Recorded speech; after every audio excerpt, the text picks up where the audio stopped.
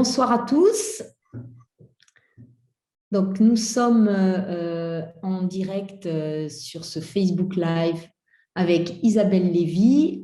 On va attendre un petit peu que tout le monde se connecte. Bon, la conférence sera également visible en replay, mais le temps que le live soit lancé et que les personnes qui souhaitaient y assister en direct puissent se connecter. Donc, on va attendre un petit peu quelques minutes. Donc, si vous pouvez envoyer des petits commentaires ou likes nous prouvant que vous entendez bien, que tout techniquement marche bien, c'est super. Voilà, et je vais essayer sans interférence de suivre également, en espérant que ça ne parasite pas. Sinon, je...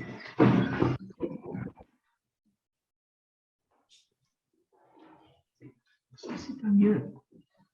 Là.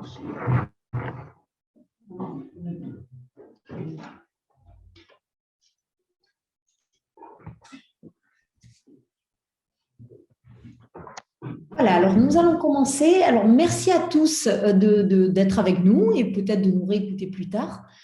Donc, aujourd'hui, nous sommes la Toussaint, une fête traditionnellement très respectée dans notre pays, en France. Et je viens moi-même je reviens du cimetière et je m'étonnais de voir autant de personnes de tout âge quand même venir déposer leur chrysanthème. J'ai même été agréablement surpris par un vieux monsieur qui avait laissé sa voiture à proximité en contact et qui a mis une chanson sur sa voiture en disant ben, c'est la chanson de papy, on lui met cette musique pendant qu'on fleurit sa tombe et qu'on la nettoie. Donc c'est vraiment quelque chose de très suivi, très respecté. Et dans le cadre du Point Rose, évidemment, l'association accompagne les familles qui perdent des enfants. Donc nous sommes confrontés à ces rituels funéraires qui peuvent être un peu différents dans le cas d'un enfant et qui ne sont pas toujours vécus par les familles endeuillées de ces enfants de la même manière et qui peuvent être surpris que beaucoup de familles ne se rendent au cimetière presque que lors de ces fêtes de la Toussaint, ces familles qui souvent s'y rendent de plus souvent. Et du coup, toutes ces questions nous ont interpellés dans l'association et c'est pour ça qu'on a aussi tenu à organiser ce jour une conférence qui pourrait nous parler de ces rituels, de ces traditions autour de nos défunts qui existent en France, mais dans beaucoup d'autres pays, qui puissent être éclairés de l'expertise de quelqu'un qui pourrait nous apporter les origines à la fois religieuses, mais culturelles, et nous dire pourquoi, pour nous, c'est important ces rituels, pourquoi aussi on peut se sentir mal quand on ne les respecte pas ou en quoi aussi on peut les dépasser. C'est de toutes ces questions que j'aimerais parler avec Isabelle. Alors Isabelle, je vais vous présenter rapidement et puis vous compléterez bien sûr.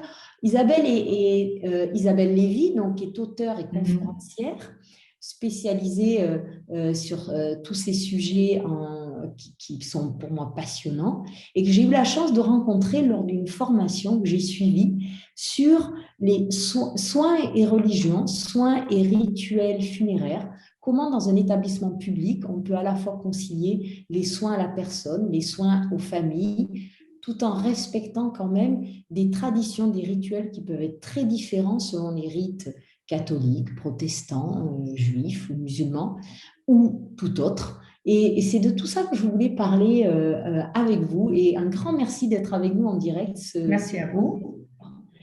Donc voilà, je voudrais commencer peut-être par cette question de savoir pourquoi la Toussaint est si importante dans notre pays. Qu'est-ce que c'est finalement la Toussaint qu'on confond souvent avec une fête des défunts, mais qui ne l'est pas forcément? Voilà, alors tout simplement, la Toussaint, c'est déjà une fête catholique, donc c'est une fête qu'on retrouve dans tous les pays du monde, puisque il y a plus d'1 milliard de catholiques à travers le monde. Donc dans tous les pays du monde, aujourd'hui, on célèbre la Toussaint. Au départ, c'est une fête qui a été instituée par l'Église, car on n'en parle absolument pas dans les évangiles, cette fête-là. Et cette fête célébrait au départ la mort des martyrs chrétiens. Et puis ensuite, c'est au Moyen-Âge que l'Église catholique a décidé à fixer la liste officielle des saints qu'on devait commémorer ce jour-là. Donc en réalité, beaucoup de personnes se rendent au cimetière le 1er novembre, mais en fait, ça devrait être le 2, le 2 novembre. Pourquoi? Parce que c'est demain la fête des morts, de tous les morts, et aujourd'hui, celle des saints. Alors, il faut savoir que la Toussaint est célébrée chez les catholiques et chez les orthodoxes, mais surtout pas chez les protestants. Pourquoi? Parce que les protestants ne célèbrent aucun saint. Il n'y a aucun saint, alors que c'est une religion chrétienne. Donc, demain, c'est la fête des morts, qui a été célébrée à partir du XIe siècle à peu près. Et donc, simplement parce que pour l'Église, tous les morts méritent d'être honorés, car ils sont potentiellement, entre guillemets, des saints à partir du jugement dernier. C'est-à-dire que c'est Dieu qui va décider si ce sont des personnes saintes ou pas.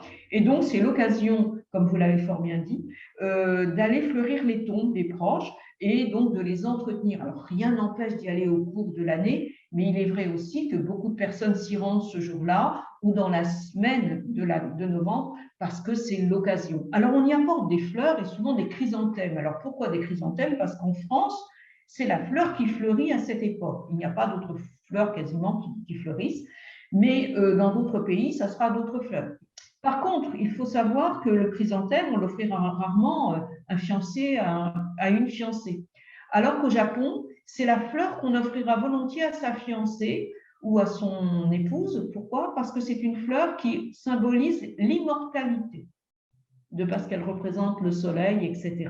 Donc, c'est vrai que c'est quelque chose qu'on ne fera pas du tout en France parce que d'autres symboles l'accompagnent, mais au Japon, c'est vraiment une fleur qui célèbre l'immortalité. Voilà. Alors, c'est vrai que, par exemple, hier, on a fêté Halloween. Bon, c'est culturel, hein, ce n'est pas du tout religieux, mais à la base, donc, c'est une fête païenne qui est d'origine celtique. Et donc, le même soir, les Celtes fêtaient un Samin, bon, voilà, qui était un de leurs dieux païens. Et il faut savoir que l'Église était très ennuyée, l'Église catholique, parce qu'il y avait des catholiques qui autant étaient catholiques et célébraient cette fête païenne. Donc, un peu pour les empêcher de fêter Halloween, eh bien, ils ont décidé de mettre ce même jour, 31 octobre, 1er novembre, la Toussaint, justement pour leur permettre de ne pas fêter cette fête païenne. Même chose, ça s'est passé pour Noël. Les Romains célébraient donc le solstice d'hiver le 24 au soir. L'Église était ennuyée que des chrétiens célèbrent cette fête païenne. Ils ont mis la naissance de Jésus à la même date, donc pour les détourner de cette célébration païenne. Voilà. Donc ça, c'est bon à savoir. Tout simplement, on fixe les dates en fonction des fêtes païennes pour les effacer des plannings des catholiques. C'est intéressant parce qu'on voit bien qu'il y a un mélange religieux, culturel, païen, que tout ça est un grand mélange, mais qu'on s'approprie, quelles que soient nos croyances. Hein. On est imprégné d'une culture, de tradition, et on a ce sentiment de ça se fait pas. Alors justement, cette fête des morts, comme vous l'avez dit, est-ce qu'elle est fêtée aussi dans d'autres pays et des cultures très différentes? Parce qu'on a tous en tête ce film Coco, dessin animé de Walt Disney magnifique, qui nous montre une fête des morts en Amérique du Sud, complètement vécue différemment, en couleurs, musique, fleurs. Et forcément, ça nous interpelle. Alors, comment ça se passe ailleurs? Il y a même beaucoup de lumière dans les cimetières, parce que là, les gens vont au cimetière pour aller vivre avec les morts au moins 24 heures. Alors, on fleurit les tombes, etc. Mais c'est vrai aussi qu'il y a cette fête des morts où ce sont les enfants et les adultes, alors un jour les enfants, un jour les adultes décédés, qui vont dans les maisons. Et c'est pour ça que dans les maisons, on met à leur disposition des offrandes. Beaucoup d'offrandes, beaucoup d'eau aussi, donc à l'occasion de ces enfants, à l'occasion de cette fête des morts. Mais ça reste extrêmement joyeux. Dans le judaïsme, il y a une semaine qui est réservée à peu près au mois d'août à la célébration des défunts, où pendant une semaine, on a beaucoup d'interdictions, pas manger de viande, pas voyager, pas se baigner dans la mer, etc., etc. On ne doit pas s'acheter de vêtements neufs, etc. Et le dernier jour, c'est un jour de jeûne. Et donc, c'est vraiment c'est un peu une semaine de deuil pour se souvenir de tous les défunts qu'on a pu avoir autour de nous. Voilà. Donc, c'est quelque chose qui se retrouve en gros dans toutes les cultures, dans toutes les religions, où à un moment donné, on se souvient quand même de ceux qui nous ont précédés. Alors, pourquoi? Eh bien, parce que sans eux, on ne serait pas là. Et puis, c'est aussi pour nous rappeler, en tant que vivants, qu'un jour, on va mourir et que nous avons certainement quelque chose à faire sur cette terre, alors qu'on soit croyant ou non, mais c'est vrai qu'on doit marquer notre existence de quelque chose de positif vis-à-vis, non pas seulement de nous-mêmes, mais vis-à-vis d'autrui. Et c'est une façon de dire aussi que dans la vie, il y a la mort et qu'on ne doit pas l'oublier. Je pense que c'est un peu ça. N'oubliez pas que c'est le seul être vivant, l'humain, qui sait qu'un jour, il va mourir. Les animaux ne le savent pas. Oui. Voilà. Et donc, c'est pour nous rappeler un peu toujours que cette mort peut être quelque chose de présent dans la vie et de ne pas oublier ceux qui nous ont précédés, comme on doit bien sûr honorer ses parents, ses grands-parents, etc. On honore nos défunts parce qu'ils nous ont laissé plein de choses. Ben, nos rituels, nos connaissances et puis nos souvenirs sans doute aussi. Voilà. Oui, c'est très, très important, c'est vrai, ce temps d'hommage. Et c'est vrai que quand on perd un défunt, on a besoin de se souvenir, on a besoin de ce lien.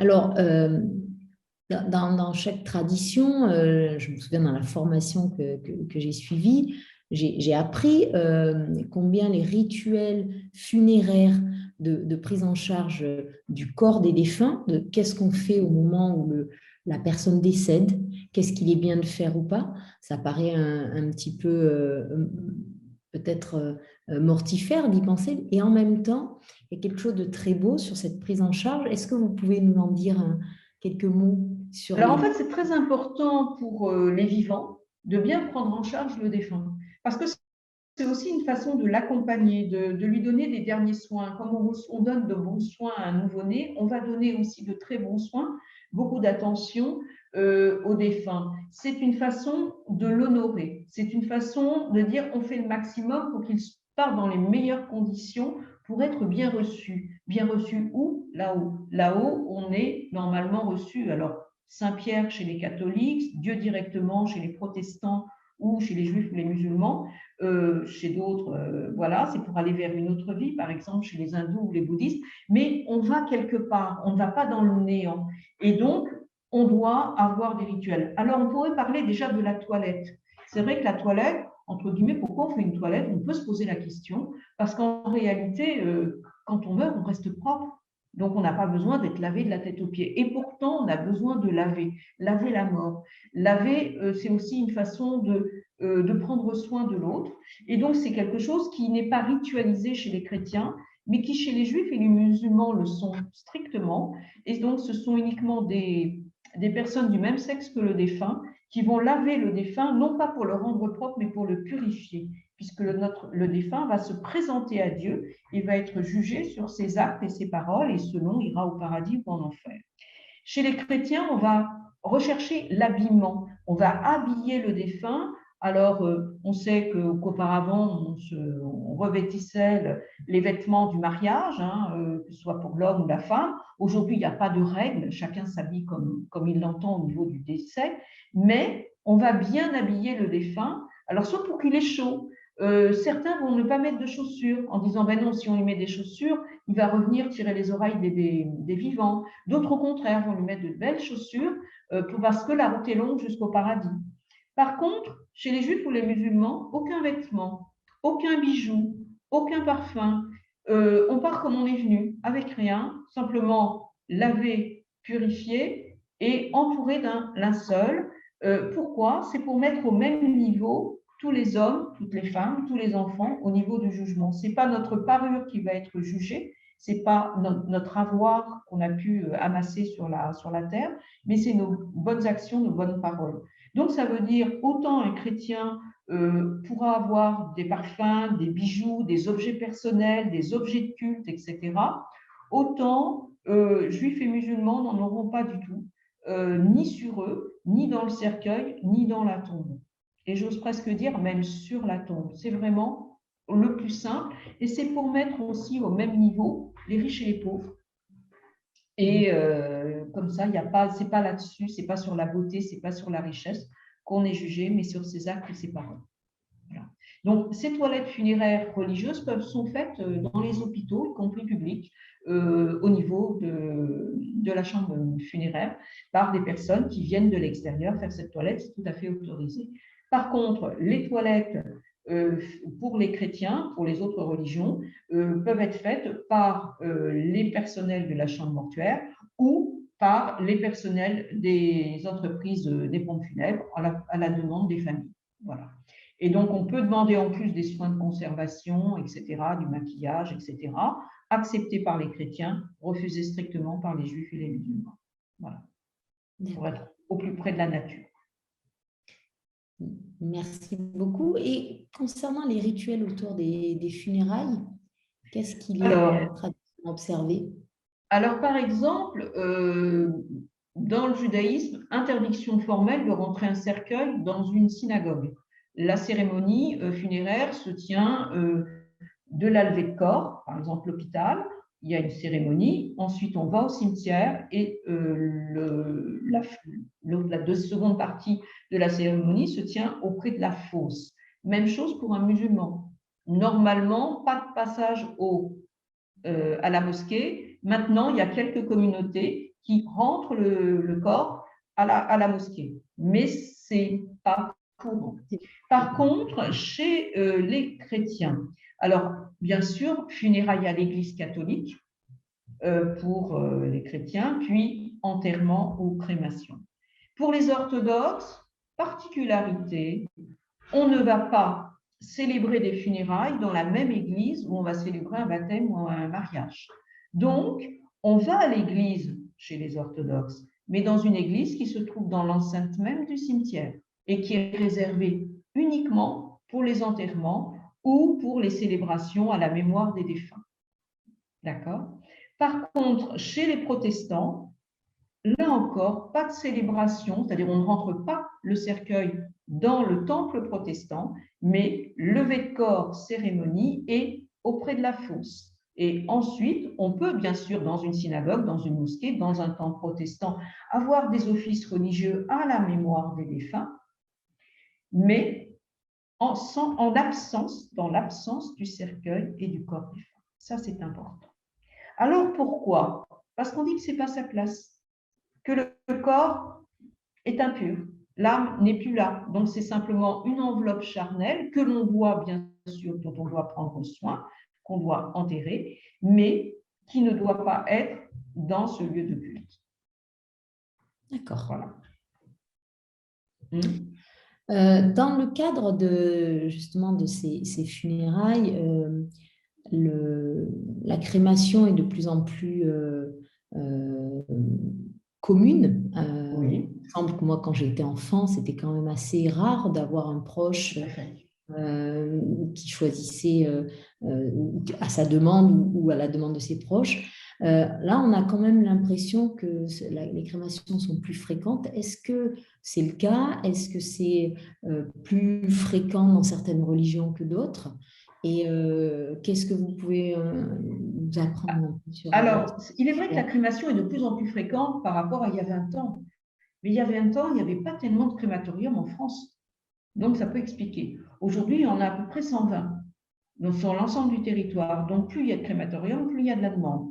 Alors, il y a un côté écologique. Il y a un côté, j'ai plus de choix pour le devenir des cendres. Et puis, on a l'impression que ça coûte moins cher. Et surtout, on a l'impression que ça nous évitera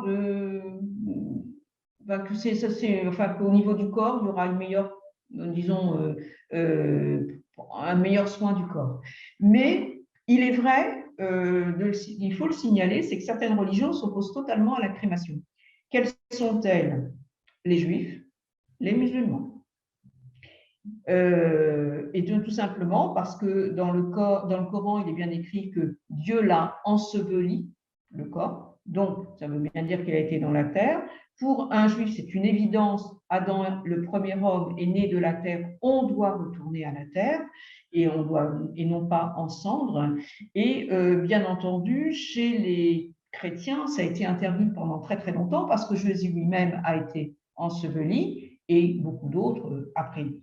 Et donc, l'Église catholique a revu un peu sa copie dans les années 1980, donc c'est très récent, et qui autorise aujourd'hui la crémation, mais en sachant que les très catholiques choisissent toujours l'ensevelissement à l'instar de Jésus. Chez les orthodoxes, pas de crémation possible.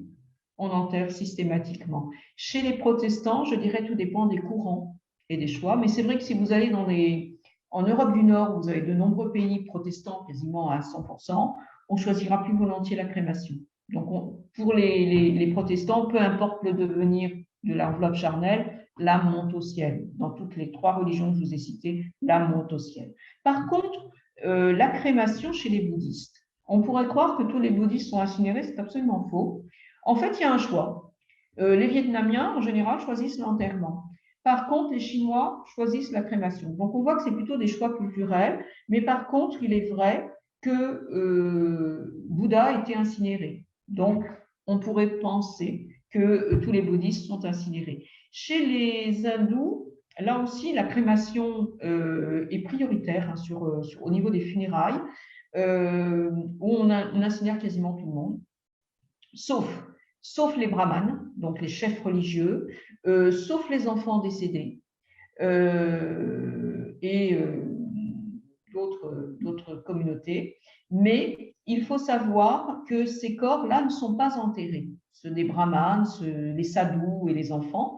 Non, ils sont mis directement à l'eau, dans l'eau des eaux du Gange, où ils vont donc se détériorer dans les eaux du Gange. Alors pourquoi? Parce qu'ils sont purs, on les considère purs, et donc ils peuvent aller directement dans les eaux, alors que tous les autres hindous qui sont incinérés, ce sont leur sang qu'on mettra dans l'eau des Ganges. D'accord? Voilà. Donc, il est vrai qu'aujourd'hui, la crémation est quand même beaucoup plus courante en France. Elle est plus admise. Mais il est vrai que pendant très longtemps, pour l'Église, c'était vraiment une calamité. Ça rappelait trop, si vous voulez, les épidémies. Quand on avait une épidémie, par exemple, de peste en France, ben, qu'est-ce qu'on faisait? On incinérait tous les corps. On avait des grands bûchers pour pouvoir se débarrasser le plus rapidement possible, je dirais, de cette infection. Donc, c'est aussi pour ça que l'Église était un petit peu contre. Et puis, n'oubliez pas, la crémation, pour certains qui s'y opposent, ben, c'est les flammes de l'enfer. D'où le pourquoi certains s'y refusent. Alors, je précise quand même que c'est vrai que quand on parle de religion ici, on parle de pratiquants, parce qu'on peut aussi être catholique, protestant, juif, musulman, et avoir une vraie latitude, c'est-à-dire sentir qu'on penche plutôt pour l'un ou l'autre, parce que, qu'on le veuille ou non, on est imprégné culturellement, mais on n'est pas forcément toujours à appliquer un dogme ou des rituels. Absolument. Alors, il faut savoir qu'en France, voilà, c'est important, et en même temps, en France, on nous donne cette liberté de conscience. Oui. C'est-à-dire que nous, on a la liberté de croire ou de ne pas croire, comme nous avons la liberté de pratiquer notre religion un peu comme on veut. C'est-à-dire, voilà les dogmes, voilà ce qui est décidé, voilà les rituels. Maintenant, chacun est libre de prendre ou de modifier à sa manière. Il n'y a pas d'obligation en France. Et chacun fait comme il veut. Intéressant, voilà. Parce que les échanges qu'on a eus ensemble, c'est de voir que finalement, connaître le sens des rituels qui sont ceux de nos appartenances culturelles ou religieuses, ça nous permet un vrai choix délibéré d'y adhérer ou pas. Et je trouve ça très intéressant de savoir qu'on fait traditionnellement ceci, pour se dire, mais est-ce que pour moi, ça a du sens de le faire? Ça représente la même chose. Pour mon défunt, et peut-être d'y adhérer pleinement en conscience, ou au contraire de s'en éloigner. Totalement. C'est bien de savoir le pourquoi des choses. Maintenant, on explique, voilà ce que disent les religions, mais chacun reste libre en France de faire en fait comme il l'entend. Mais attention, en France, on a 2 choix, l'inhumation ou la crémation. Parce que parfois, quand je fais des conférences, on me dit « Ah, mais moi, j'aimerais bien avoir un corps congelé pour être réanimé dans 100 ans, 200 ans. » Bah, écoutez, en France, c'est interdit. Voilà, c'est possible, mais uniquement aux États-Unis. Voilà. Mais en France, on n'a pas ce choix. D'accord. Alors, je voudrais revenir sur la crémation parce que, bon, pour échanger avec des parents qui font le choix de la crémation pour leur enfant, c'est souvent un choix de liberté, de ne pas être attaché à un lieu parce qu'ils vivent parfois à un endroit où ils n'ont pas forcément envie de rester toute leur vie et se dire, mais si mon enfant est dans ce cimetière-là, ça veut dire que je vais être éloignée de lui et laissant dans cette dimension de pouvoir rester proche des parents. Sauf que je crois qu'aujourd'hui, la législation interdit certaines choses en termes de disposition de l'urne et même de dispersion. Et c'est assez choquant pour nous, parents, qui se disent, mais quand même, c'est tout ce qui me reste de mon enfant et moi, je voudrais pouvoir décider. Vous avez quand même des possibilités. Alors, c'est vrai qu'il est interdit depuis plus de 10 ans, 12 ans maintenant même, de garder, quelle qu'elle soit, une urne cinéraire à la maison. Ça, c'est interdit, sauf si vous avez une urne depuis, précédemment cette loi. Alors, je précise, Isabelle, je vous interromps parce que j'ai connaissance de l'origine de cette loi. Oui, c'est décembre 2008. C'est parce que les familles qui avaient des urnes comme cela, on s'est aperçu que de génération en génération, l'urne de la grand-mère qui, après des arrière-petits-enfants, ça avait moins de sens pour eux. Et qu'est-ce qu'ils faisaient? Ils jetaient l'urne. Et on a retrouvé des urnes dans des poubelles. Et c'est pour dans des décharges publiques, etc. Et ça, bien sûr, c'était très difficile pour l'État de dire que c'est pas possible. C'est-à-dire que les gens se trouvent un petit peu encombrés de cet héritage familial, patrimonial, et en même temps, malheureusement, ils ne savaient plus quoi en faire. Donc, de par cette loi, on n'a dit plus d'urnes à la maison, mais on a aussi obligé tous les cimetières, y compris en province, d'avoir des lieux où on pourrait déposer ces urnes. Parce qu'il faut savoir que des columbariums ou des jardins cinéraires, eh bien, il n'y en avait pas beaucoup. Il y en avait dans les grandes villes, mais pas dans les petits villages. Et donc, les autres personnes n'avaient pas d'autre choix, soit d'inhumer, soit de garder l'urne à la maison. Donc, on a dû faire une nouvelle offre funéraire pour déposer ces urnes dans tous les cimetières. C'est une obligation.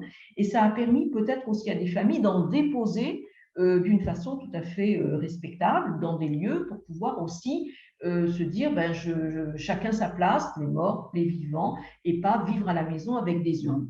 Alors par contre, c'est vrai que cette urne, qu'est-ce que je peux en faire aujourd'hui? Eh bien aujourd'hui, si j'ai une urne, si j'ai malheureusement un décès d'un proche, eh bien je peux avoir un temps de réflexion d'1 an, de savoir quel est le devenir des cendres et le laisser au crématorium gratuitement en dépôt. Et lorsque je décide de ce que je veux en faire, eh bien, je peux aller la retirer et c'est noté sur un registre le devenir de cette urne. Alors, cette urne, je peux soit la sceller sur un caveau familial. Une tombe qui nous appartient déjà à la famille, on peut la sceller dessus. On peut faire ouvrir cette tombe et la mettre à l'intérieur avec les cercueils. On peut éventuellement, bien sûr, disperser les cendres, alors soit au jardin souvenir du cimetière, soit dans la nature ou dans la mer, mais avec certaines distances des côtes. On peut mettre aussi, bien sûr, cette urne dans un columbarium, donc c'est sous un mur où il y a des cases qui sont réservées, ou bien dans un jardin cinéraire où là, les cases sont enterrées, donc sous des pelouses, etc., et marquées par des plaques de marbre sur lesquelles sont marqués les noms des défunts. On peut donc, si on se déplace, Nathalie, pour reprendre votre exemple, se dire, après tout, j'habite aujourd'hui dans cette ville et peut-être qu'à la retraite, j'habiterai à 500 km. Eh bien, qu'est-ce que je peux faire? Je peux déposer cette urne dans un columbarium ou dans un jardin cinéraire. Et lorsque je me déplace dans une autre région de France, eh bien, je peux la déplacer. C'est-à-dire l'enlever de ce columbarium en région parisienne, par exemple, et la déplacer pour la mettre à Lyon ou à Marseille ou à Lille ou ailleurs. D'accord? Donc, je peux la déplacer, la remettre dans un autre lieu extérieur à chez moi, mais je peux la déplacer avec moi. Donc, ça peut être déjà une réponse. Maintenant, en effet, pourquoi est-ce qu'on ne voulait pas que les personnes gardent leur urne à la maison? Eh bien, c'est parce que le deuil ne se fera jamais. Et parce qu'on ne vivra que dans le souvenir de ce défunt, parce qu'en permanence, chaque jour, on verra cette urne dans le salon, dans la chambre, et donc ça empêchera bien sûr les endeuillés de reprendre le cours de leur vie, mais aussi tous leurs proches.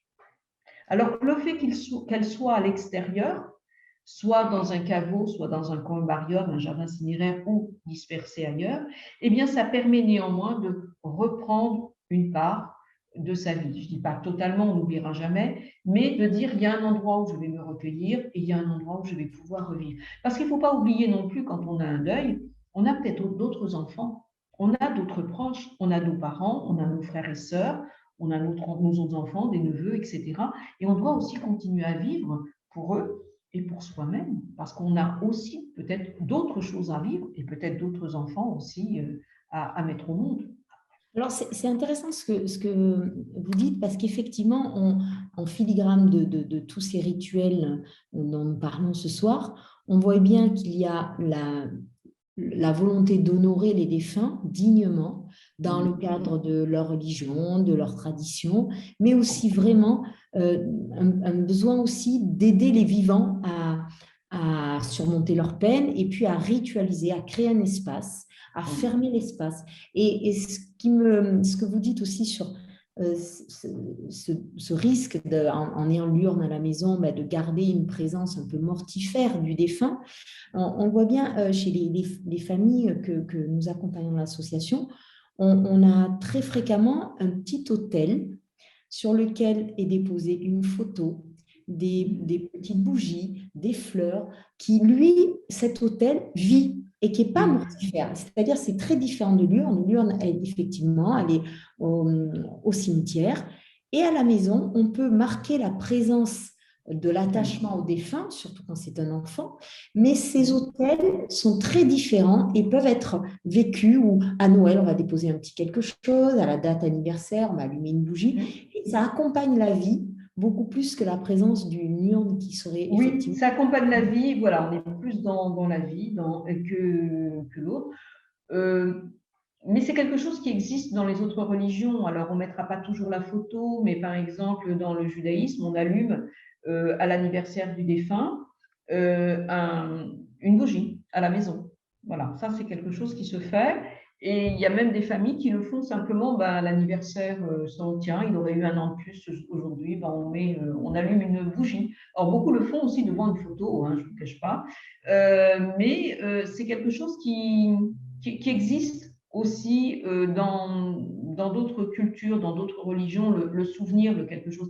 Regardez, chez les bouddhistes, il y a l'autel des ancêtres. Alors, il est vrai que là, on met des offrandes, on peut offrir de la lumière, mais on peut offrir aussi de l'alimentation, des gâteaux, etc., des fleurs. Mais il y a aussi une part des urnes cinéraires. Je ne sais pas si vous savez, mais dans le bouddhisme, imaginons vous êtes parent de 3 enfants, eh bien, à votre décès, le bouddhisme demande à ce que votre urne cinéraire soit partagée en 3 parties et que chacun de vos enfants ait un tiers des cendres cinéraires pour mettre justement dans leur autel domestique et ils pourront donc honorer leur ancêtre ainsi. Voilà. Donc, c'est quelque chose qui se fait et qui peut faire du bien. Je dirais, il ne faut pas se priver, même si le culte, enfin le rituel n'existe pas dans votre religion, vous n'avez pas de religion, si c'est quelque chose qui peut faire du bien et que ça fait de mal à personne, je dirais ce serait dommage de s'en priver. Voilà. Donc, le fait d'allumer une lumière, d'allumer une bougie, de mettre un petit cadeau, de dire une petite parole devant une photo, parole ou pensée, je dirais pourquoi pas. Hein. L'important, c'est de continuer à vivre. Alors, en effet, Nathalie, vous l'avez bien dit, qui a mis au point tous ces rituels?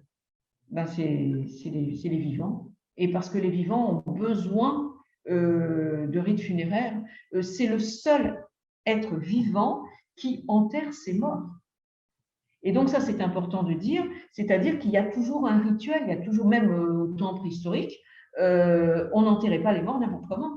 C'était une certaine forme, à certains endroits, etc. Et donc, c'est important de se dire qu'on a besoin d'un rituel pour prendre soin de nos défunts et de prendre la mémoire, prendre soin aussi de la mémoire de nos défunts. Pourquoi? Parce qu'entretenir une mémoire, ça veut dire qu'ils ont vécu. Et on se souvient qu'ils ont vécu quelques jours, quelques années ou 100 ans. C'est important de dire que ces personnes ont vécu et donc on a besoin de rappeler leurs souvenirs par des gestes, par des prières, par des visites au cimetière. Par contre, attention, les psychologues en France comme ailleurs ne conseillent pas d'y aller tous les jours au cimetière. On peut y aller à des dates anniversaires ou parce qu'on a une pensée, aujourd'hui, on a envie d'y aller. Oui, mais ne pas y aller tout le temps. Les juifs askénazes, ils vont une fois par an maximum, pour vous dire que vraiment, ce n'est pas du tout marqué. Alors que chez les juifs séfarades, on peut y aller plus régulièrement. Mais vous avez des gens qui vont y aller une fois par semaine. Est-ce que c'est trop? Est-ce que c'est pas assez? Tout dépend. Mais s'il ne faut pas, en tout cas, que la mort prenne le pas sur la vie. Et ça, c'est quelque chose d'important. Alors, on reparlera de ça un peu plus tard quand on parlera Hum, du décès dans le cas particulier d'un enfant, parce qu'effectivement, et moi je me mets totalement dans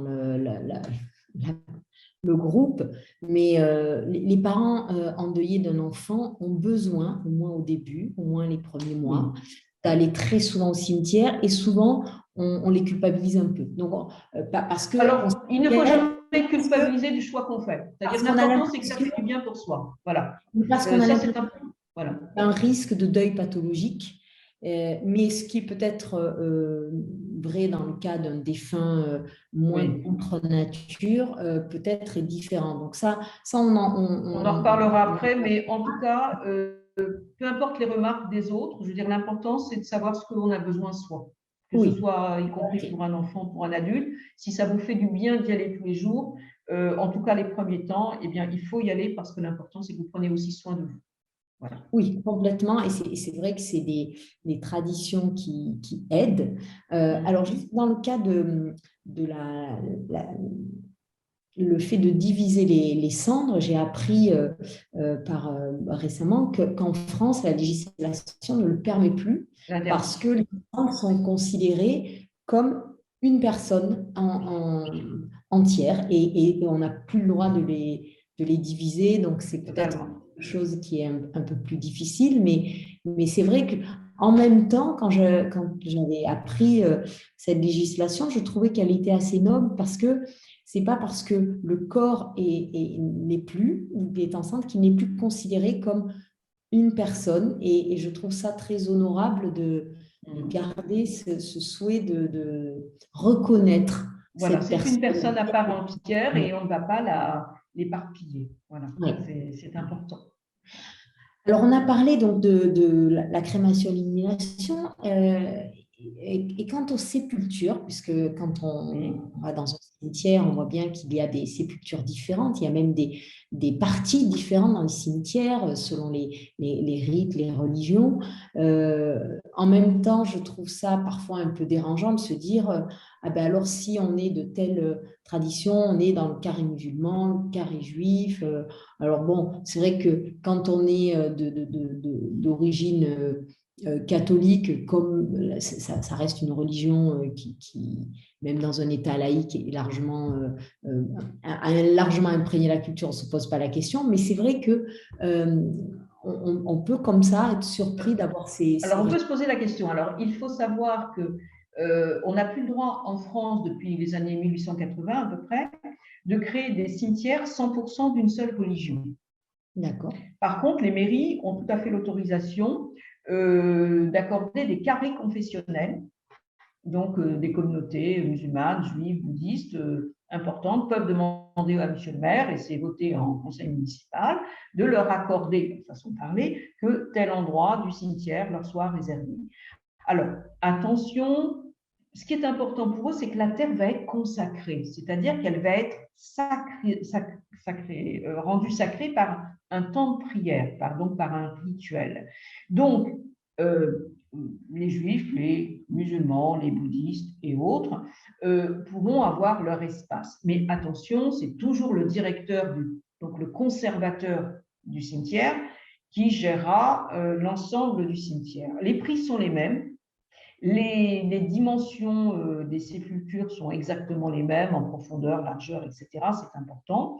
Et le musulman, comme vous dites, ne sera pas systématiquement mis dans le carré confessionnel musulman. C'est si la famille le désire. Hein. Il n'y a pas d'obligation. Hein. Pour la nation, on n'a aucune religion. C'est la famille qui décide si on est enterré là ou là. Mais ce n'est pas le directeur du cimetière qui décidera pour la famille. Alors ça, c'est important. Mais il faut savoir que donc on peut acheter des concessions de différents nombres de places. Donc, c'est vrai que les chrétiens adorent les caveaux. Les caveaux, c'est 4 places, 6 places, 8 places, 10, 12, etc. Et pour rassembler les familles. Alors, je dis les chrétiens parce que c'est vrai que les chrétiens aiment bien avoir ce genre de caveaux. Alors, on en voit aussi des caveaux, par exemple, dernièrement, je suis allée au cimetière Montparnasse, il y a des caveaux juifs assez importants. Mais c'est vrai que les juifs copiaient beaucoup les chrétiens. Et donc, il y en a. Mais religieusement, c'est interdit. Alors, si autant il y a beaucoup de caveaux familiaux chez les chrétiens, chez les juifs et les musulmans, il ne devrait pas en avoir. Ça serait uniquement des concessions individuelles.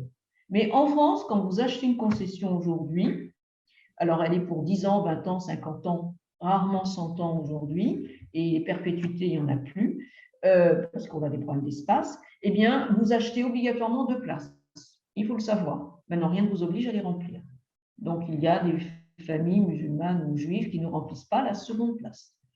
Mais en tout cas, ils achètent rarement plus que 2. Par contre, les chrétiens achètent souvent des caveaux familiaux, donc pour se rassembler. Alors, c'est vrai que les chrétiens sont plus caveaux. Caveau, ça veut dire quoi? Ça veut dire que les côtés sont bétonnés. Alors que juifs et musulmans, c'est en pleine terre. Donc, il n'y a pas de béton, c'est vraiment, on fait la fosse et on met les deux, l'un ou les deux cercueils, l'un au-dessus de l'autre. Il est vrai aussi que les chrétiens aiment bien les grands monuments funéraires, avec des statues bon, assez imposants parfois. On peut en voir aux Philippines, c'est absolument incroyable ce qu'ils peuvent faire là-bas. Ça ressemble quasiment à des maisons.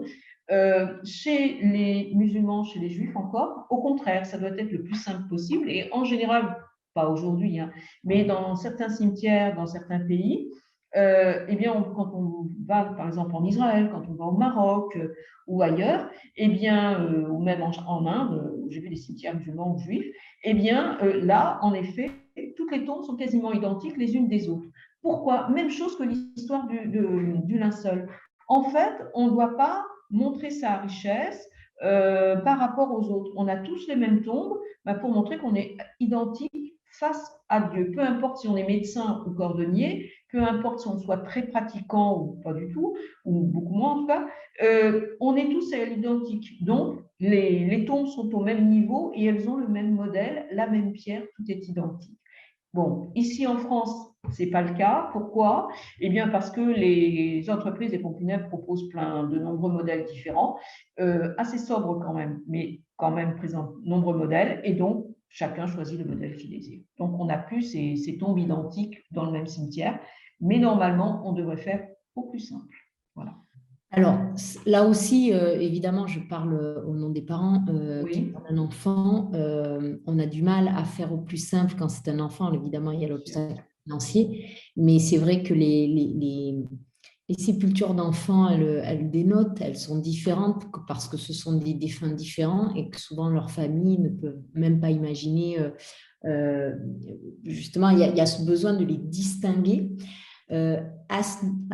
Justement, dans ce domaine, est-ce qu'on est libre de faire ce que l'on veut euh, par rapport à ça, si on a envie de faire quelque chose de grand, On peut tout faire sur son espace.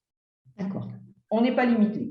Par contre, attention, si vous faites, je ne sais pas, un monument funéraire très haut, très grand, très beau, avec des sculptures, etc., vous serez obligé de l'entretenir après.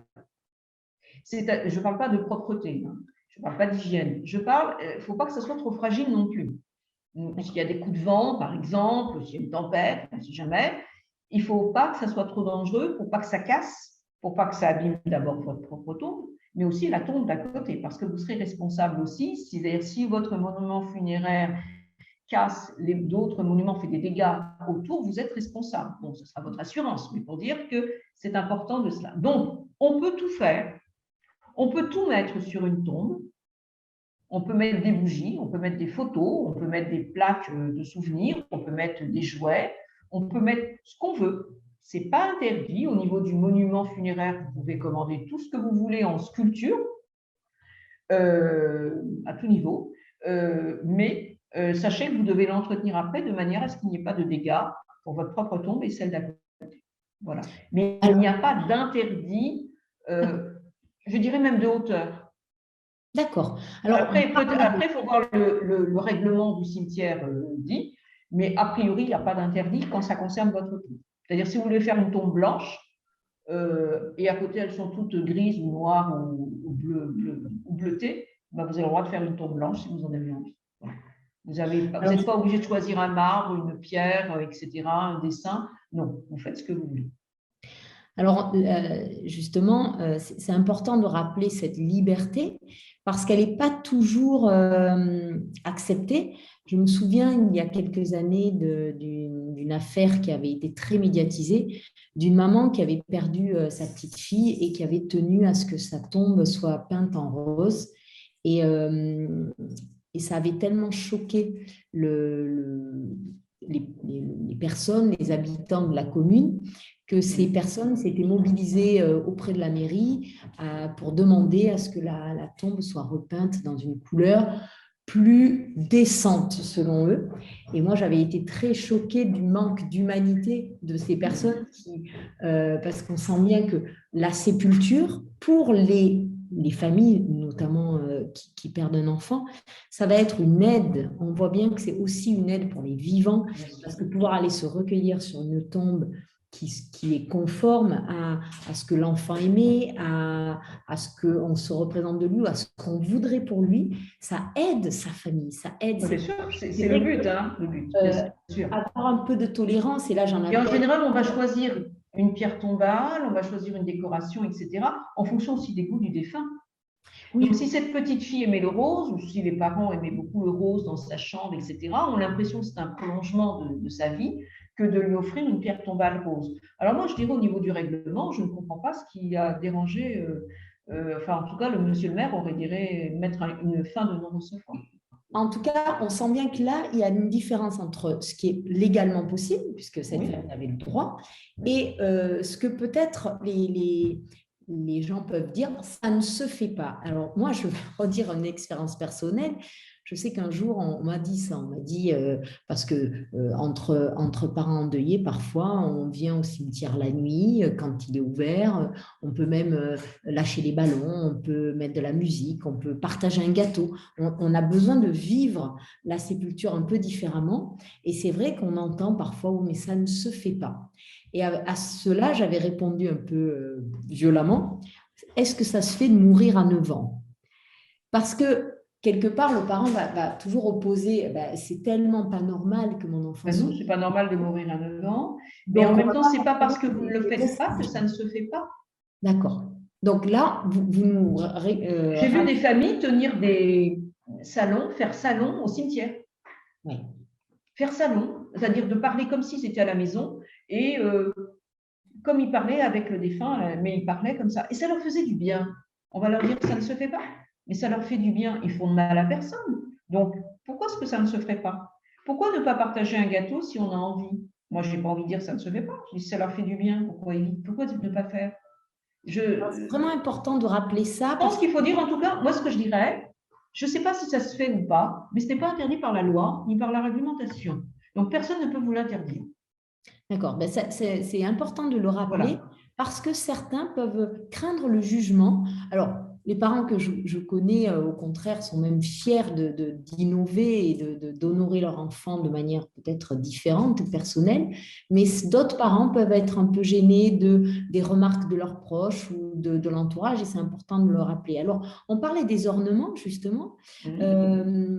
C'est vrai que on a différents types d'ornements sur les tombes.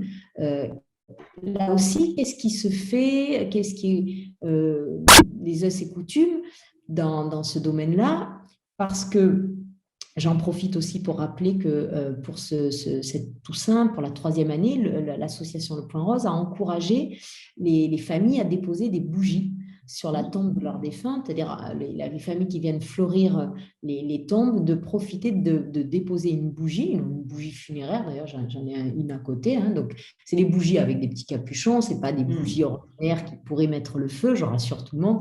Ce sont des bougies qui sont vendues dans le commerce, on en trouve de plus en plus, pour ajouter de la lumière. Est-ce que c'est des choses qui se font dans les rites? Est-ce que c'est permis? ou pas? Qu'est-ce que vous pouvez nous dire? Alors, en tout cas, au niveau réglementation, au niveau de la loi française, rien, ce n'est pas interdit. D'accord? Donc, que vous vouliez le faire ponctuellement parce que le Point Rose vous y invite aujourd'hui à le faire ou dans l'année, aucun interdit là-dessus. D'ailleurs, sur les tombes juives, il y a toujours des bougies allumées. Puisque dans chaque tombe juive, normalement, il y a un petit endroit, il y a une petite enclave ou une lanterne où on va allumer une bougie. Alors, pourquoi on allume une bougie à chaque passage devant une tombe d'un proche? Eh bien, c'est pour rappeler que son âme est immortelle comme le feu. Voilà. Mais par exemple, c'est des bougies qu'on allumera beaucoup dans les cimetières mexicains ou dans les cimetières de Guadeloupe ou de Martinique. Donc, c'est quelque chose qui se fait beaucoup aussi en Amérique du Sud. Donc, on n'a pas l'habitude parce qu'en France, si vous voulez, bon, la nuit, la majorité des cimetières en France sont fermés, mais en tout cas, ce n'est pas interdit. Les Juifs le font très régulièrement. Je veux dire, à chaque fois qu'ils vont sur une tombe, ils allument une bougie. Bon, ça, c'est clair. Donc, ce n'est pas interdit pour les Juifs, c'est interdit pour personne. Donc, en tout cas, on ne devrait pas s'opposer à votre manifestation aujourd'hui d'allumer des bougies. Et donc, les parents qui le désirent, tout autre endeuillé qui le désire, peut allumer des bougies sur une tombe. Voilà. En tout cas, des bougies, en effet, exprès pour l'extérieur. Voilà. Alors, l'idée est vraiment partie des parents qui avaient perdu des enfants, puisque la tombe de leur enfant est très souvent éclairée toute l'année par des lampes LED, des papillons, des fleurs, des bougies. Et il y a ce besoin de mettre de la lumière, parce que la lumière, c'est la vie, parce que nos enfants, c'est la vie. Et l'idée de ne pas laisser l'enfant dans le noir la nuit grâce à ces éclairages.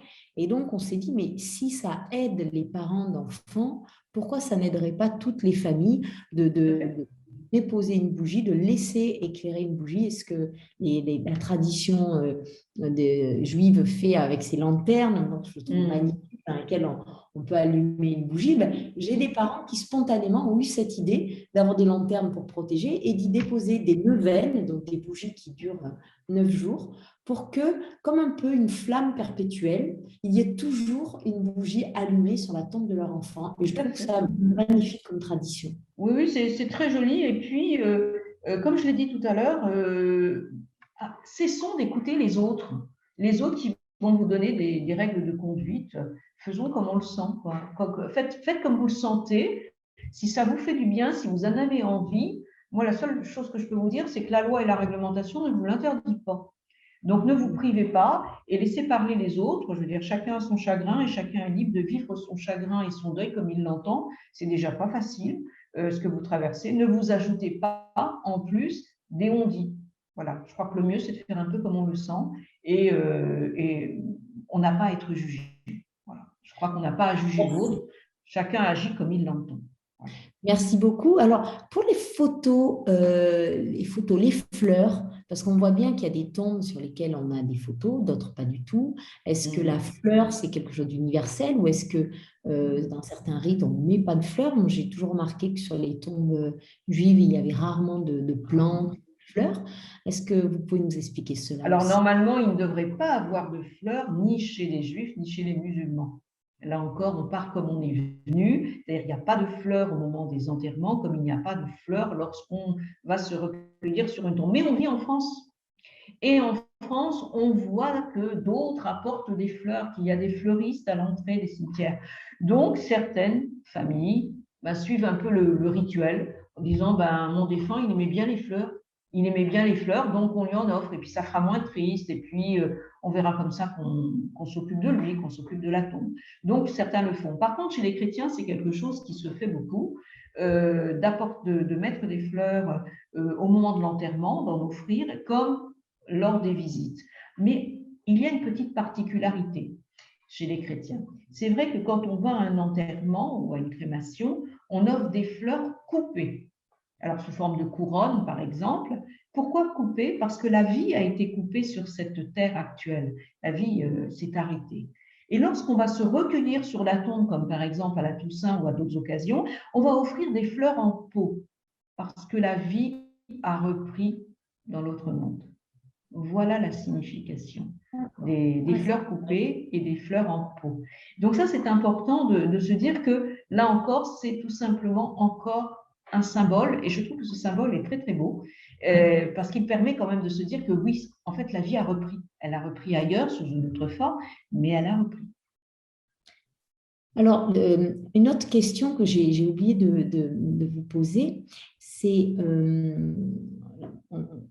quand on décède, est-ce que les funérailles doivent nécessairement se faire dans un lieu de culte?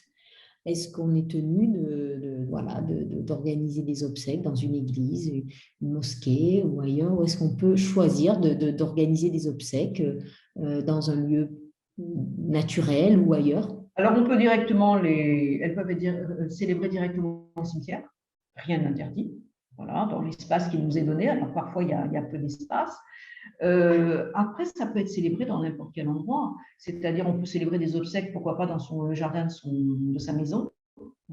Bien sûr, on n'a pas le droit d'enterrer ni l'urne, ni la tombe, ni le cercueil dans son jardin, mais on peut célébrer la cérémonie dans le jardin de sa maison ou dans une salle autre. On n'est pas obligé d'aller dans un lieu de culte, absolument pas. On peut louer une salle pour l'occasion. Rien n'est fixé là-dessus. C'est simplement le devenir du cercueil et des urnes qui est fixé, cimetière ou, donc, comme je vous l'ai expliqué, différents endroits pour les urnes, mais la cérémonie elle-même peut se tenir là où on veut. Et la présence aux funérailles, est-ce qu'il est important d'être présent aux funérailles d'un proche? Parfois, on se pose la question des enfants, est-ce que c'est bien ou pas de les associer aux funérailles? Le fait d'être présent lors de funérailles, quelle est la signification? Alors, d'être présent, ça veut dire j'accompagne le défunt jusqu'à sa dernière maison. Est-ce que c'est important d'être là? On a été peut-être à son mariage, on a peut-être été à ses anniversaires, pourquoi est-ce qu'on ne serait pas là à ses funérailles? Donc, pour beaucoup, c'est quand même important d'être là pour le défunt. Vous allez me dire, il ne nous voit pas. Qu'est-ce qu'on sait? On ne sait pas. Est-ce qu'il nous voit ou pas? Peu importe. Mais on a l'impression que c'est presque un devoir, mais un devoir nécessaire. Enfin, on a envie d'être là. Personne ne nous oblige. Mais c'est aussi être là pour les endeuiller. C'est aussi pour montrer qu'on est là dans la peine. On était là avec eux dans le bonheur, mais on est là aussi avec eux dans la peine pour les accompagner dans cette démarche qui est souvent pleine de douleur et de larmes. Mais c'est important. Il y a des personnes qui disent « Ah, moi, je ne peux pas y aller ». Ben oui, bien sûr, mais ça fait mal à tout le monde. Mais se retrouver aussi autour d'un cercueil à 3 personnes, c'est difficile. Voilà. Donc, en tout cas, ce que disent les religions, c'est que même Jésus l'a dit, on doit aller au mariage comme aux enterrements. Et je pense que ça, c'est important aussi, même si ça fait mal, d'essayer d'être présent comme on le peut. Voilà. En tout cas, c'est ce que demandent les religions. Maintenant, chacun reste libre, en dehors de toutes les religions, de faire ce qu'il entend, bien entendu. Mais souvent, c'est de se dire aussi, c'est une façon d'accompagner le défunt et surtout de soutenir les endeuillés, d'être là. Et les condoléances aussi s'inscrivent dans cette logique? Alors oui, en fait, vous savez, aujourd'hui, il y a beaucoup de gens qui n'arrivent plus à dire je vous présente mes condoléances parce que pour eux, ça ne veut rien dire ce mot-là. Mais c'est plutôt je suis avec vous, je pense bien à vous. Voilà. Je crois qu'en tout cas, on peut présenter ses condoléances avec ses propres mots. On n'est pas obligé de mettre ce mot, il n'y a pas de formule, il n'y a pas de meilleure formule.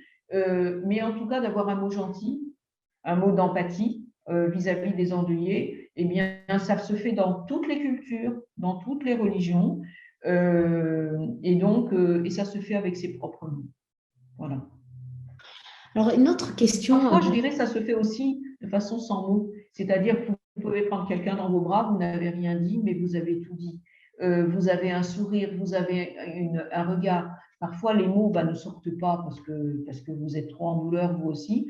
Mais le fait simplement d'être là et de prendre la main de quelqu'un, eh bien, ça suffit aussi pour lui faire part que vous compatissez à sa peine. On a vu d'ailleurs que combien, pendant le Covid, le fait de ne pas pouvoir se prendre dans les bras, oui. lors de circonstances aussi tristes, pénaliser les proches parce que finalement, parfois, se prendre dans les bras, se serrer sans mots, ça vaut tous les mots. Ça vaut tous les mots, absolument. il y a quelque chose qui se passe de l'ordre du tacite, mais d'infiniment plus puissant. Voilà, ne pas s'obliger à vouloir trouver des mots, à dire quelque chose. Je crois qu'il y a des moments où il n'y a rien à dire, mais il y a simplement à être, et déjà être là, c'est déjà beaucoup, et avoir un geste d'empathie. Alors, comme je vous dis, prendre la main de quelqu'un, prendre dans les bras de quelqu'un, avoir un regard, eh bien, c'est déjà beaucoup, et parfois, ça suffit justement pour que l'on comprenne que vous êtes avec lui, à ses côtés. Alors, également, en France, on a une couleur du deuil qui est le noir. Est-ce que ça, c'est quelque chose qui est partagé par tous les rituels en France? Et est-ce qu'aussi, parce que dans le cas d'un enfant, c'est très rare de voir du noir, et souvent même les parents demandent à ce qu'on porte des couleurs au contraire, ou une couleur parce que l'enfant l'aimait. Là aussi, qu'est-ce que disent les rituels sur les couleurs? Alors, religieusement, il n'y a pas de couleur de deuil pour les endeuillés. C'est le noir ou le blanc en fonction de certains pays. Donc en France, c'est le noir, comme au Portugal ou en Espagne, par exemple, ou en Grèce. Mais vous avez des pays en Afrique où c'est le blanc et d'autres pays d'Afrique où c'est le noir. Les pays slaves, c'est beaucoup le noir. Donc en Corée, c'est le noir aussi. Mais vous avez d'autres pays asiatiques où c'est le blanc. Par exemple, en Inde, c'est le blanc. Donc on s'aperçoit que c'est noir ou blanc. Donc là, c'est une question de culture, mais ce n'est pas une question de religion. Les religions n'ont pas de couleur de deuil. Ça, c'est clair. Donc maintenant, si des parents désirent que toutes les personnes présentes aux funérailles aient une couleur rose ou bleue sur eux, ou jaune ou verte, bah, écoutez, il n'y a pas d'interdit. Je veux dire, tout est possible, tout est dans l'ordre possible. Après tout, parfois on donne des codes couleurs pour des mariages ou pour des anniversaires. Pourquoi est-ce qu'on n'en donnerait pas pour des enterrements? Il n'y a pas d'interdit. On voit bien que des fois, pour des marches blanches, des personnes s'habillent tout en blanc, justement, lorsque ces marches ont lieu justement pour commémorer un décès. Donc, rien n'est interdit, tout est possible. En fait, les codes ont été donnés il y a très longtemps au niveau du noir en France. Maintenant, si aujourd'hui vous avez des personnes en deuil qui ont envie de s'habiller en bleu marine ou en marron, ou dans une autre couleur, j'ai envie de dire, et alors, pourquoi pas? Rien n'est obligé. Voilà, il n'y a pas d'obligation du tout, en tout cas religieusement, il n'y en a pas. En général, on dit qu'il ne faut pas porter de vêtements neufs, etc. Mais bon, il n'y a pas d'obligation de couleur. Il y a des obligations à l'église, si vous voulez, en fonction de l'écharpe portée par le prêtre, qui a une couleur violette, mais qui indique le deuil. Mais véritablement, il n'y en a pas pour les endeuillés. Voilà, c'est une histoire de culture et non pas de religion. Alors, j'ai une autre question sur la législation française des obsèques, parce qu'on la connaît pas et on n'a pas envie de la connaître avant d'être obligé de la connaître. Mais parfois, elle amène quelques incompréhensions parce qu'elle est quand même stricte en termes de délai avant de procéder aux obsèques, de temps, et qu'est-ce qu'on peut faire, dans quel laps de temps, parce que je crois que les rituels aussi disent des choses différentes sur... Alors absolument. Alors il faut savoir déjà qu'en France, la loi est au-dessus des religions, des usages et des coutumes. Donc la loi française par rapport aux funérailles, que vous choisissez la crémation ou l'inhumation, il y a un délai minimum de 24 heures entre le décès et les funérailles. Et il est vrai que les juifs, les musulmans ou les hindous demandent à ce que leurs funérailles se tiennent quelques heures après le décès. Donc en France, ils ont l'obligation de patienter 24 heures.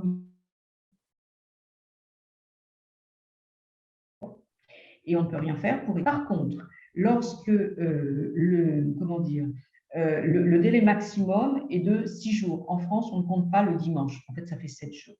Donc, dans les 7 jours, doivent se tenir les funérailles. Mais, on a un délai supplémentaire qui peut être donné d'une semaine. Si, par exemple, pour organiser la cérémonie, on a des personnes qui habitent trop loin, enfin bref, voilà. Si on a besoin d'un délai supplémentaire, on peut avoir 2 semaines. Mais il y a ce délai minimum de 24 heures qui est incompressible et qui est un petit peu incompréhensible pour les familles juives, musulmanes et hindoues en France, qui exige un délai moindre, mais malheureusement, on est obligé de patienter. Voilà au niveau des délais.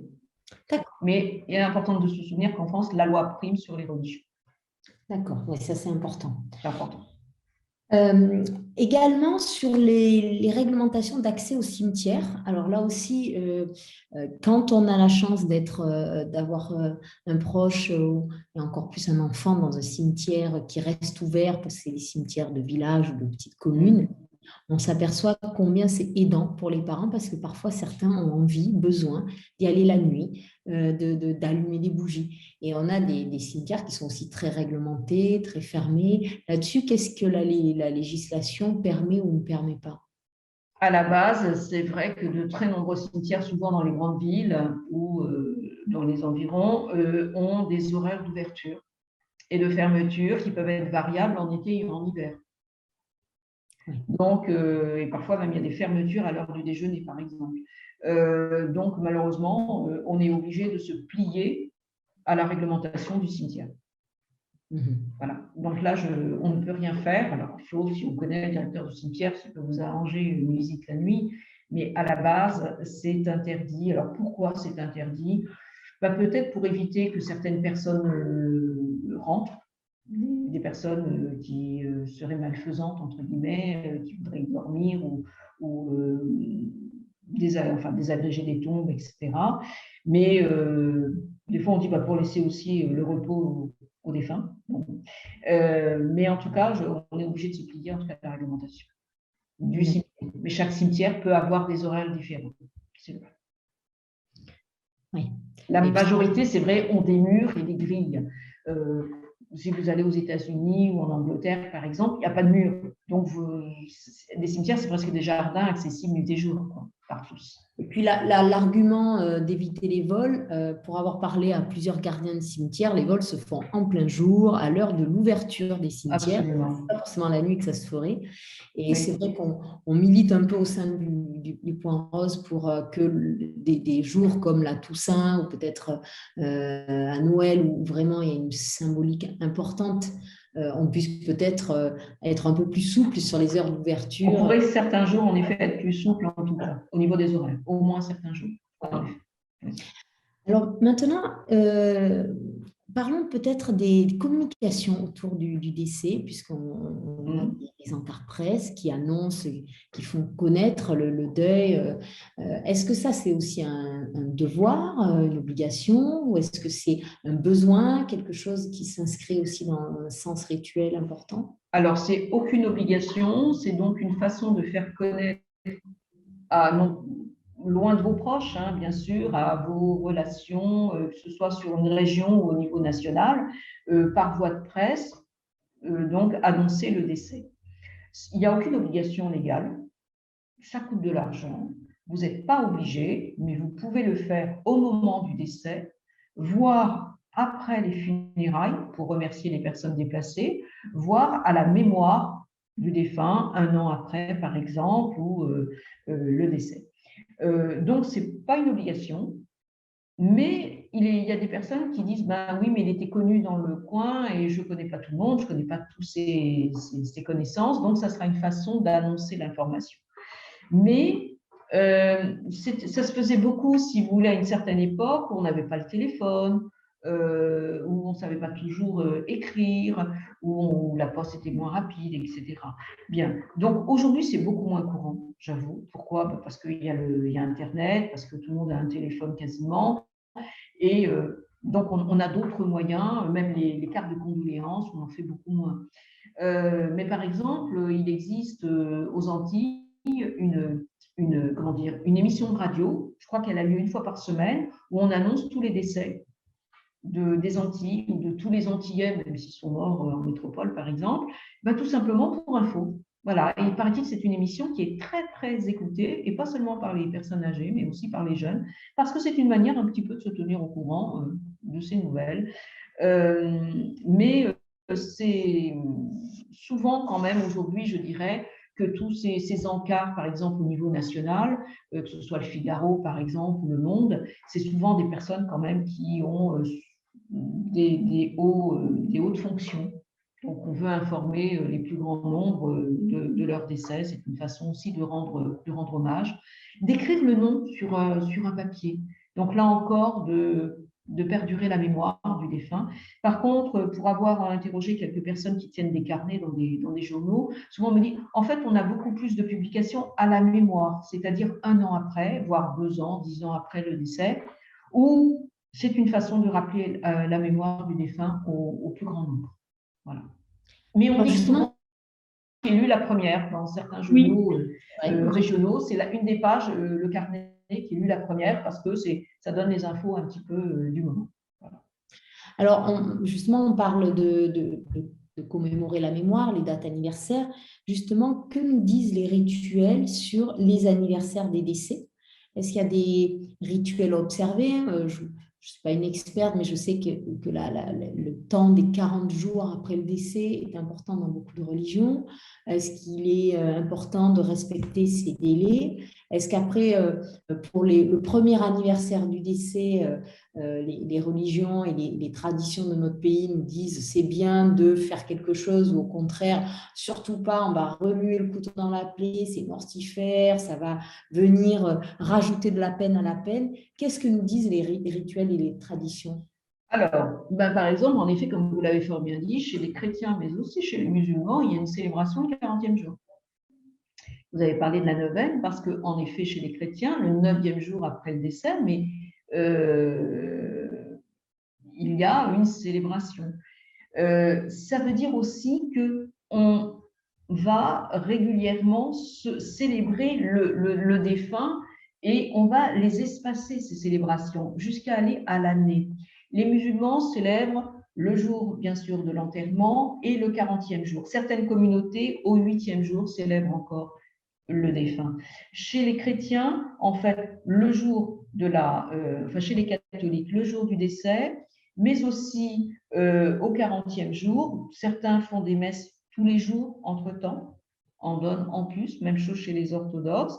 Et puis, à l'année. À l'année, ce n'est pas une obligation, mais certains le font. Chez les juifs, premier jour des funérailles, 8e jour, 30e jour, au mois, et à l'année, toutes les années. Donc, chez les juifs, c'est presque une obligation.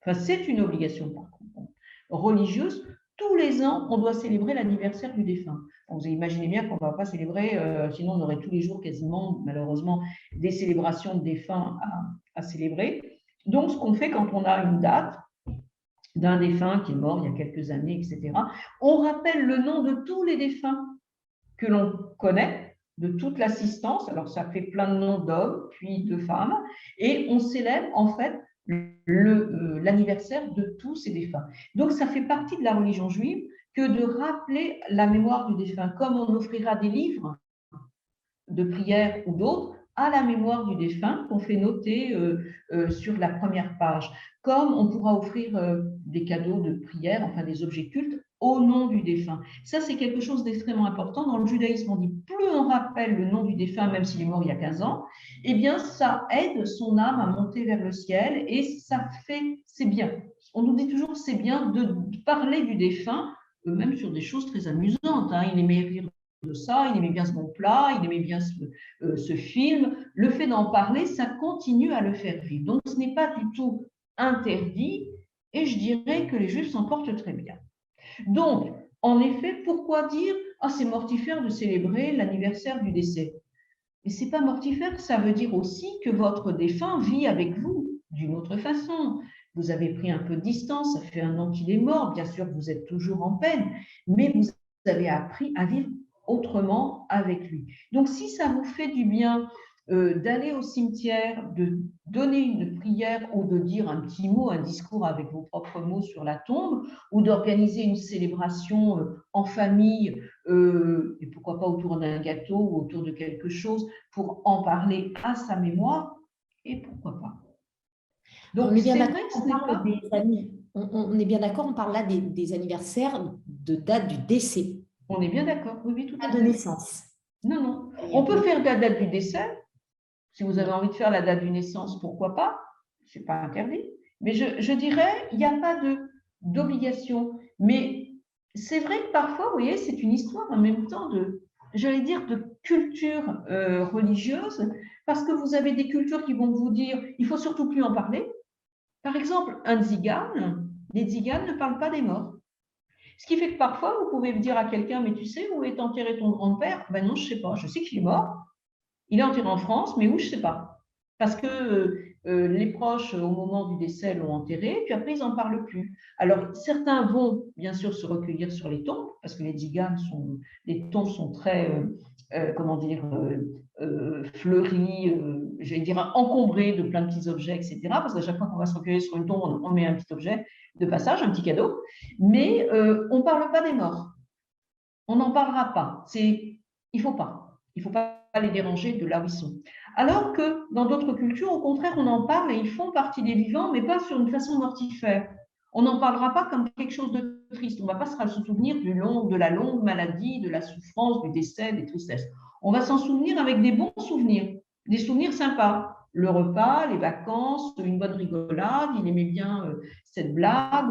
Voilà, on en parle en positif et on a l'impression qu'il est un petit peu encore avec nous en le faisant revivre avec ses paroles.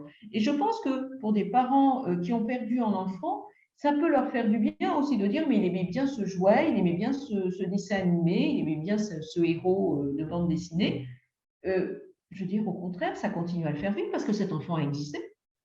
Et ne plus en parler, c'est l'enterrer pardonnez-moi, une deuxième fois. Alors que si on en parle, eh bien, ça permet de continuer à le faire vivre d'une autre façon et peut-être aussi de mieux vivre sa peine. Et ça, c'est important.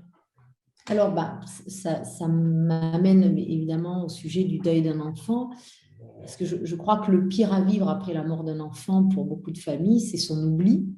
C'est la peur qu'on oublie, c'est la peur que le fait qu'il ait peu vécu, et surtout si c'est un bébé qui est décédé à la naissance, ou c'est tellement, cette peur est tellement grande que justement on se pose la question des rituels, et souvent ces parents vont être très créatifs dans ce rapport à la mémoire, dans cette manière d'honorer les dates, d'honorer les sépultures. Et je voulais savoir si les rituels religieux ou culturels de notre pays disent des choses particulières, précises pour accompagner le deuil d'un enfant. Alors, il n'y a rien de précis par rapport à un enfant dans les religions, car les rituels sont les mêmes pour les adultes et les enfants, déjà. Donc, ça signifie qu'il n'y a rien de particulier, si ce n'est que dans le judaïsme, on dit qu'il n'y a pas de deuil pour un enfant de moins de 30 jours. Mais ça, c'est ce que dit la religion. Ça ne veut pas dire que les parents ne ressentent pas le deuil et ne vivent pas des rites de deuil. En tout cas, au niveau des parents, je crois que le mieux, c'est pas se dire je vais suivre les rituels de telle religion ou de telle autre. Non, c'est qu'est-ce que j'ai envie, moi, de faire pour marquer ce deuil. Par contre, c'est important de le marquer. Parce qu'il y a un avant, il y a un après. C'est-à-dire, avant, cet enfant était là, il était vivant, etc. Il est décédé et je vais apprendre à vivre avec cette période de deuil, à vivre avec sa mémoire, simplement, avec son souvenir. Ça, c'est important. Mais il faut aussi savoir, dans des rites de deuil, mettre une fin. On ne peut pas être en deuil à vie. On va être en deuil au maximum 1 an. Mais on ne va pas faire perdurer ces rites de deuil éternellement. Le souvenir de l'enfant à date de naissance, de décès, oui, mais ce n'est pas un deuil permanent. C'est-à-dire, si on a, par exemple, adopté le blanc comme couleur de deuil, on ne va pas s'habiller en blanc toute sa vie. On peut avoir un vêtement blanc sur soi tout le temps, mais il faudra réapprendre à mettre d'autres couleurs pour bien montrer qu'on va bien et qu'on va mieux et qu'on apprend à surmonter ce deuil. Donc ça, c'est important parce que même dans les religions, par exemple dans le judaïsme, les rites de deuil sont extrêmement stricts, que ce soit au niveau du vêtement, au niveau de l'alimentation, au niveau des cheveux, au niveau du travail, de l'argent, etc., etc. Mais il faut savoir qu'elles ont un délai et que lorsqu'une personne arrive au terme de son deuil, c'est-à-dire au bout d'1 an, elle a l'obligation d'arrêter tous ces rites de deuil. Et si elle ne le fait pas, ses proches ont l'obligation de lui dire « stop, maintenant tu vas apprendre à vivre avec le souvenir, mais tu n'es plus en deuil ». Donc, il est bon aussi de rappeler à l'autre qu'il faut qu'ils continuent à vivre, parce que même s'ils ont perdu un enfant, c'est extrêmement triste, très difficile à faire face, c'est une évidence. Mais peut-être qu'ils en ont d'autres.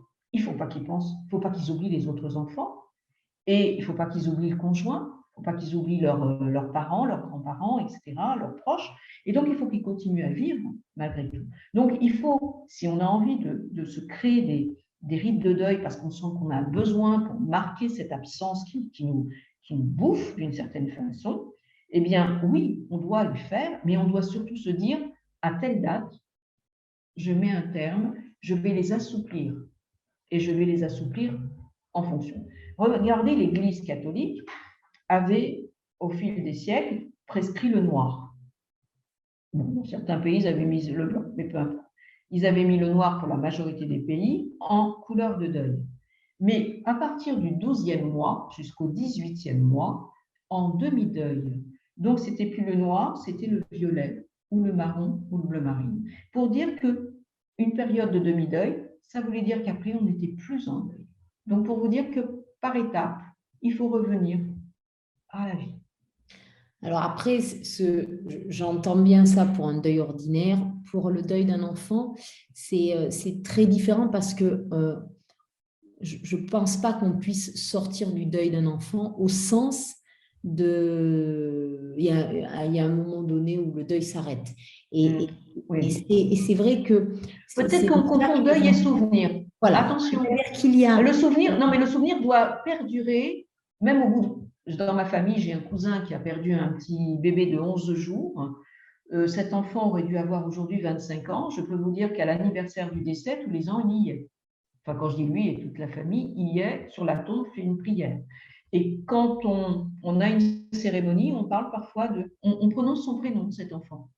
D'accord. Voilà. Pour dire qu'il existe. Il a existé. Il a existé, il continue à exister parce que ce sont... quand on a eu un enfant, reste le maman ou le papa de cet enfant toute sa vie. Et après, c'est vrai que c'est des rituels souvent qui sont aidants, qui, quand ils se figent et qui sont contraires à la vie, qui nous empêchent de vivre parce qu'on est tellement tenu, parce que si on n'est pas loyal à son enfant en allant au cimetière tous les jours, là, ça devient vraiment problématique. Mais naturellement, effectivement, il y a une évolution et c'est pour ça que ces rituels sont des rituels aidants pour permettre à la vie de reprendre et à effectivement à cloisonner, c'est-à-dire là c'est l'espace du rituel un peu sacré, là où je suis en communion, là c'est un espace où la vie peut reprendre différemment et en même temps, et je tiens vraiment à le dire aux parents qui nous écoutent, l'un ne se fait pas au détriment de l'autre, les deux s'accompagnent et il y a une évolution naturelle dans le processus de deuil qui se vit aussi intérieurement, qui fait qu'on a moins besoin et que les rituels ont peut-être codifié des choses qui sont aussi de l'ordre de l'évolution. Absolument. Et c'est absolument pas synonyme ni d'oubli, ni du fait de ne pas faire une place intérieure à notre défunt qui va tellement vivre à l'intérieur de nous et la relation va être tellement intériorisée qu'on va avoir moins besoin de rituels extérieurs pour se sécuriser dans le fait qu'on n'oublie pas et qu'on peut s'autoriser à vivre. Voilà. Et je pense qu'en effet, il faut aussi continuer à s'autoriser à vivre et tout sans oublier cette part qui est de nous et qui est partie. Ça, c'est important, en effet. Et donc, être en deuil, ça veut dire être un peu coupé du monde, en fait. Le deuil vous interdit de participer à des cérémonies heureuses. Vous allez vous amuser, etc. Et d'où le pourquoi il faut aussi qu'il y ait une suite, parce qu'après, s'il y a un mariage, s'il y a un anniversaire, quelque chose, se dire, mais après tout, je peux y aller aussi. Et puis se dire qu'il faut continuer à vivre tout en gardant au fond de soi le souvenir. Le souvenir doit perdurer tout le long de votre vie. Donc, d'où le pourquoi célébrer des anniversaires, oui, mais il faut, entre ces anniversaires, continuer à exister. Réellement. Alors là aussi, c'est culturel parce que dans notre pays, deuil veut dire tristesse, donc on ne doit pas rire, on doit porter les stigmates du deuil, on ne devrait pas s'autoriser à sortir ou à s'amuser. Et dans le cadre de l'association, au contraire, on est dans l'idée de, parce que ce sont des enfants et parce que ça nous autorise à penser autrement, peut-être à oser braver quelques interdits ou quelques croyances à ce niveau-là, ben c'est vrai que nous, pour honorer nos enfants, on va danser, on va rire, on va essayer de voir que finalement, honorer la vie, c'est honorer ses enfants, parce que ces enfants ont été symboles de vie. Et finalement, est-ce qu'il n'y a pas des cultures où on peut aussi accompagner le deuil de danse, comme en Amérique du Sud, hein, j'en Bah, parle. totalement, ou à la New Orleans, Zorba le grec. en fait en musique. En Afrique, c'est la même chose. Alors, tout dépend des ethnies, hein, bien sûr, mais c'est pas interdit. C'est-à-dire qu'en même temps, je dirais, chacun vit son deuil comme il l'entend. Et on ne va même pas vivre le deuil de la même façon pour un adulte comme pour un enfant. Donc, à chacun de faire ses propres rituels. Et c'est important de se dire, je décide d'aller faire la fête parce que j'en ai envie, parce que ça aurait fait plaisir à mon enfant que j'y sois. Et donc, se dire, je n'ai pas à savoir ce que les autres en pensent. C'est un peu ce que je vous disais tout à l'heure par rapport aux lumières ou par rapport à organiser une petite cérémonie autour de la dépouille un peu heureuse, pas auprès de la dépouille, mais auprès du monument funéraire. Je veux dire, si ça vous fait plaisir, ne vous en privez pas. Voilà, je crois qu'il n'y a pas de règle à suivre. L'important, c'est de se dire, j'ai envie de le faire, je vais jusqu'au bout. Et parce que personne ne peut être à la place d'un parent qui a perdu un défunt. Et je dirais à chacun d'imaginer son deuil comme il l'entend. Que ce soit au niveau du délai, que ce soit au niveau de la forme. Alors après, je dis simplement, il faut avoir une fin. Une fin, ça ne veut pas dire une fin stricte, mais quelque chose qui s'étiole avec le temps, parce que comme vous l'avez fort bien dit, Nathalie, on vit l'absence autrement au fil du temps, et heureusement, c'est la nature humaine qui veut ça, et c'est ce qui nous sauve, c'est ce qui nous permet de continuer à vivre, mais ne pas s'interdire d'aller danser ou d'aller mettre de la musique, si ça nous fait du bien pour vivre ce moment. Si cet enfant aimait cette musique ou ce dessin animé qui vous fait rire et que vous voulez le passer, ben, passez-le, écoutez et faites-vous du bien avant toute chose.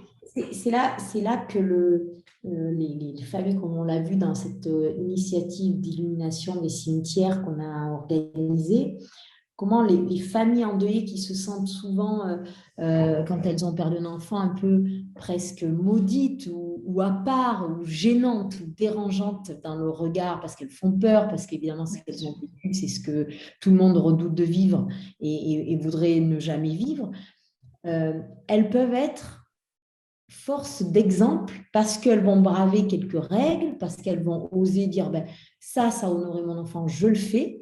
Et on voit qu'elles peuvent être des exemples, là où elles se vivent comme des cas à part qu'on évite, mais d'être créatives dans le vécu de leur deuil, dans la façon d'honorer la mémoire de leur enfant, dans le fait d'aller chercher en elles plutôt des idées, plutôt des ressentis, des inspirations, et que ça peut encourager beaucoup à faire la même chose. Et on le voit de plus en plus parce que quand on est en lien avec des opérateurs funéraires pour des obsèques d'enfants et qu'on propose lâcher le colombe, lâcher le ballon, le fait de peut-être organiser quelque chose après le cimetière pour ne pas rester sur ce temps figé et triste de l'inhumation, finalement, les professionnels nous disent ah, mais c'est vrai que ça a permis d'organiser des obsèques différentes, où il y a eu quelque chose de différent qui a été plus aidant, plus doux.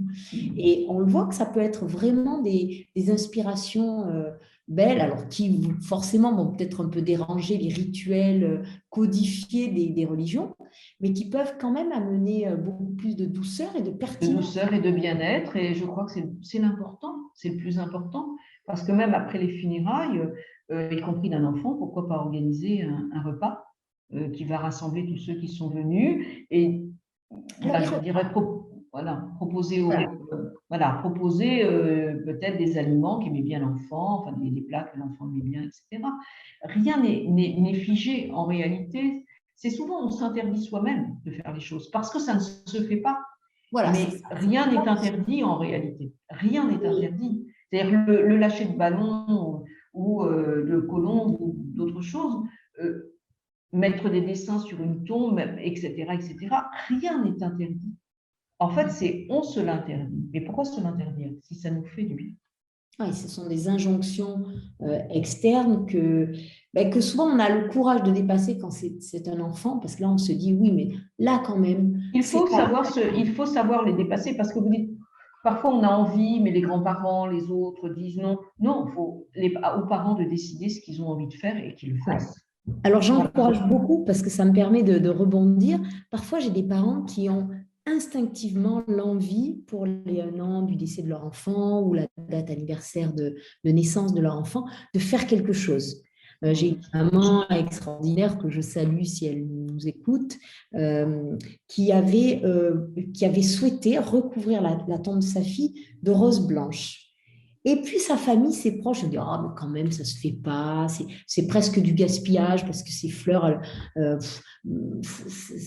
mieux peut-être faire quelque chose d'un peu plus pérenne.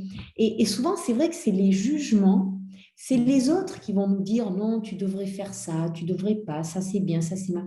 Et souvent, c'est une source de souffrance là où le parent qui a une envie, qui est souvent connecté à l'amour de son enfant, à la mémoire de son enfant, ça va l'aider en se projetant sur ce projet-là, ça va l'aider à vivre cette date anniversaire parce qu'il va faire Bien quelque sûr. chose. Il va faire quelque chose ce Il ne va jour-là. pas la subir.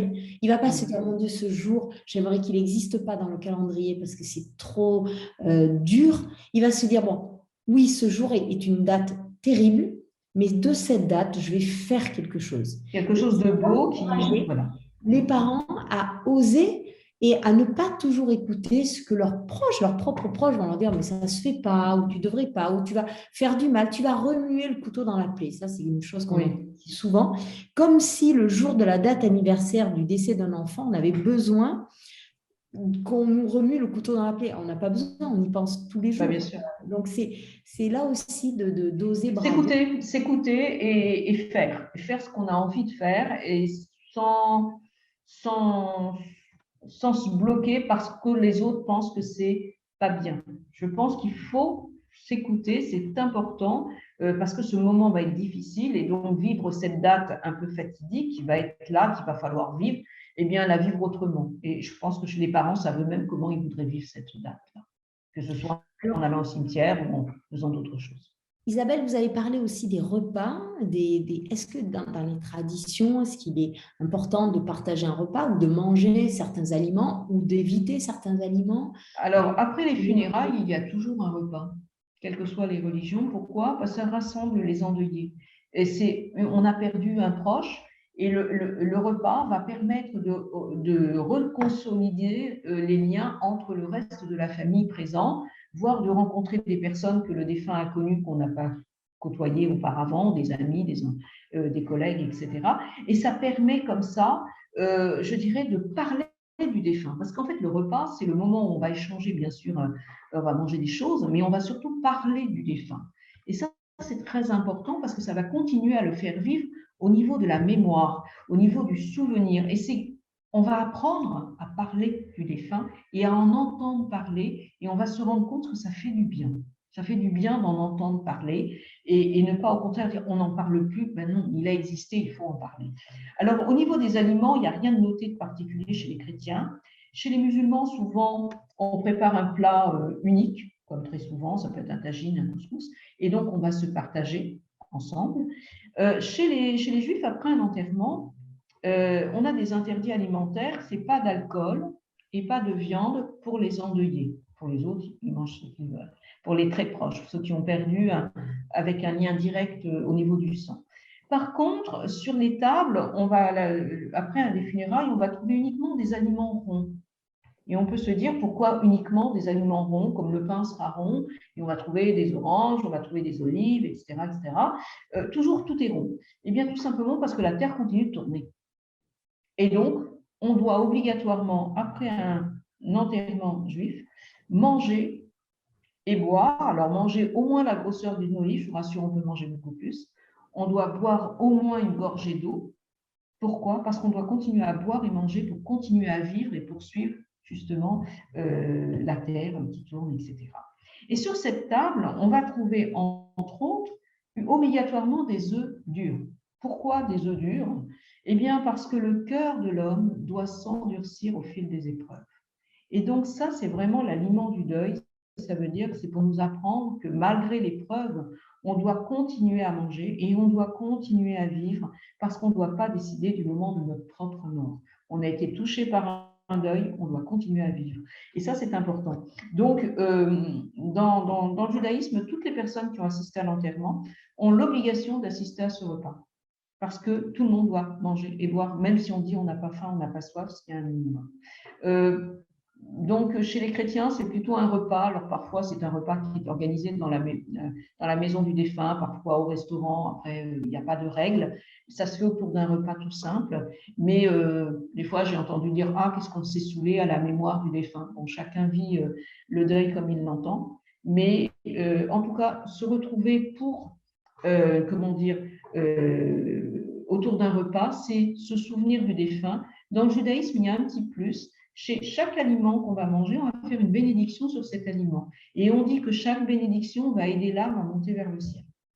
Donc ça, c'est aussi quelque chose d'important, de dire donc plus on est nombreux, plus il y aura de bénédictions, et plus il y aura aussi de variétés d'aliments sur la table, et plus il y aura des bénédictions différentes.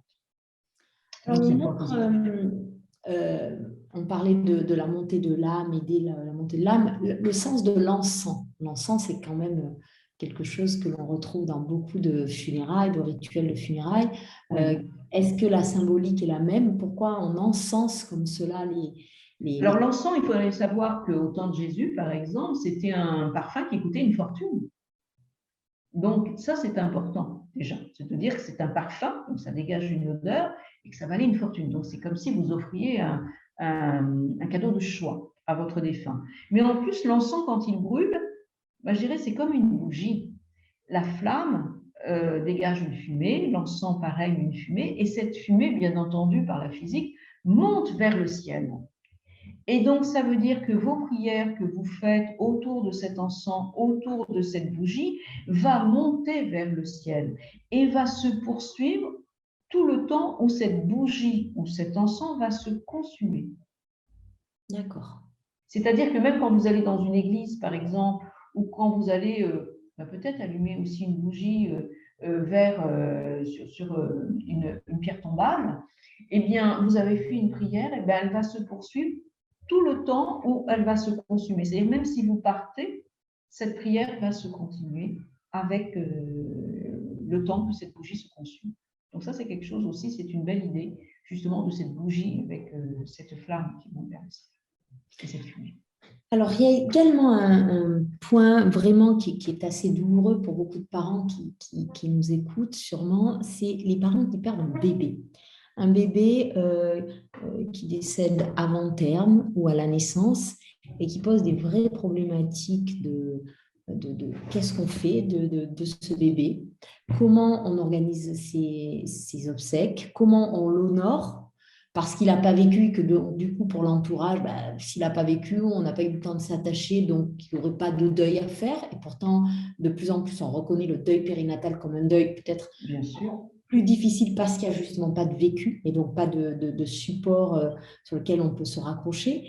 Qu'est-ce qu'on peut faire? Alors déjà, que nous disent les rituels, les traditions dans notre pays et que nous dit la loi? Qu'est-ce qu'on peut faire? Parce que j'ai encore dernièrement une maman à qui on a dit, parce que son bébé est né, est décédé à quelques mois de grossesse, et les parents ont tenu à organiser des obsèques, et les opérateurs funéraires ont dit, mais bon, pourquoi faire? Ça se fait, mais ils étaient presque étonnés. Donc, qu'est-ce que vous pouvez nous dire, Isabelle, sur Alors, pour toutes les religions, eh bien, en fait, l'embryon, quel que soit son nombre de semaines, devrait avoir des funérailles. C'est-à-dire, même si vous avez une fausse couche à 3 mois ou à 2 mois, le peu qui est récupéré eh bien, devrait être enterré. Voilà. Pas spécialement avec un cérémonial, mais ça doit être enterré. Donc, toutes les religions seraient pour qu'en France, on ait cette possibilité.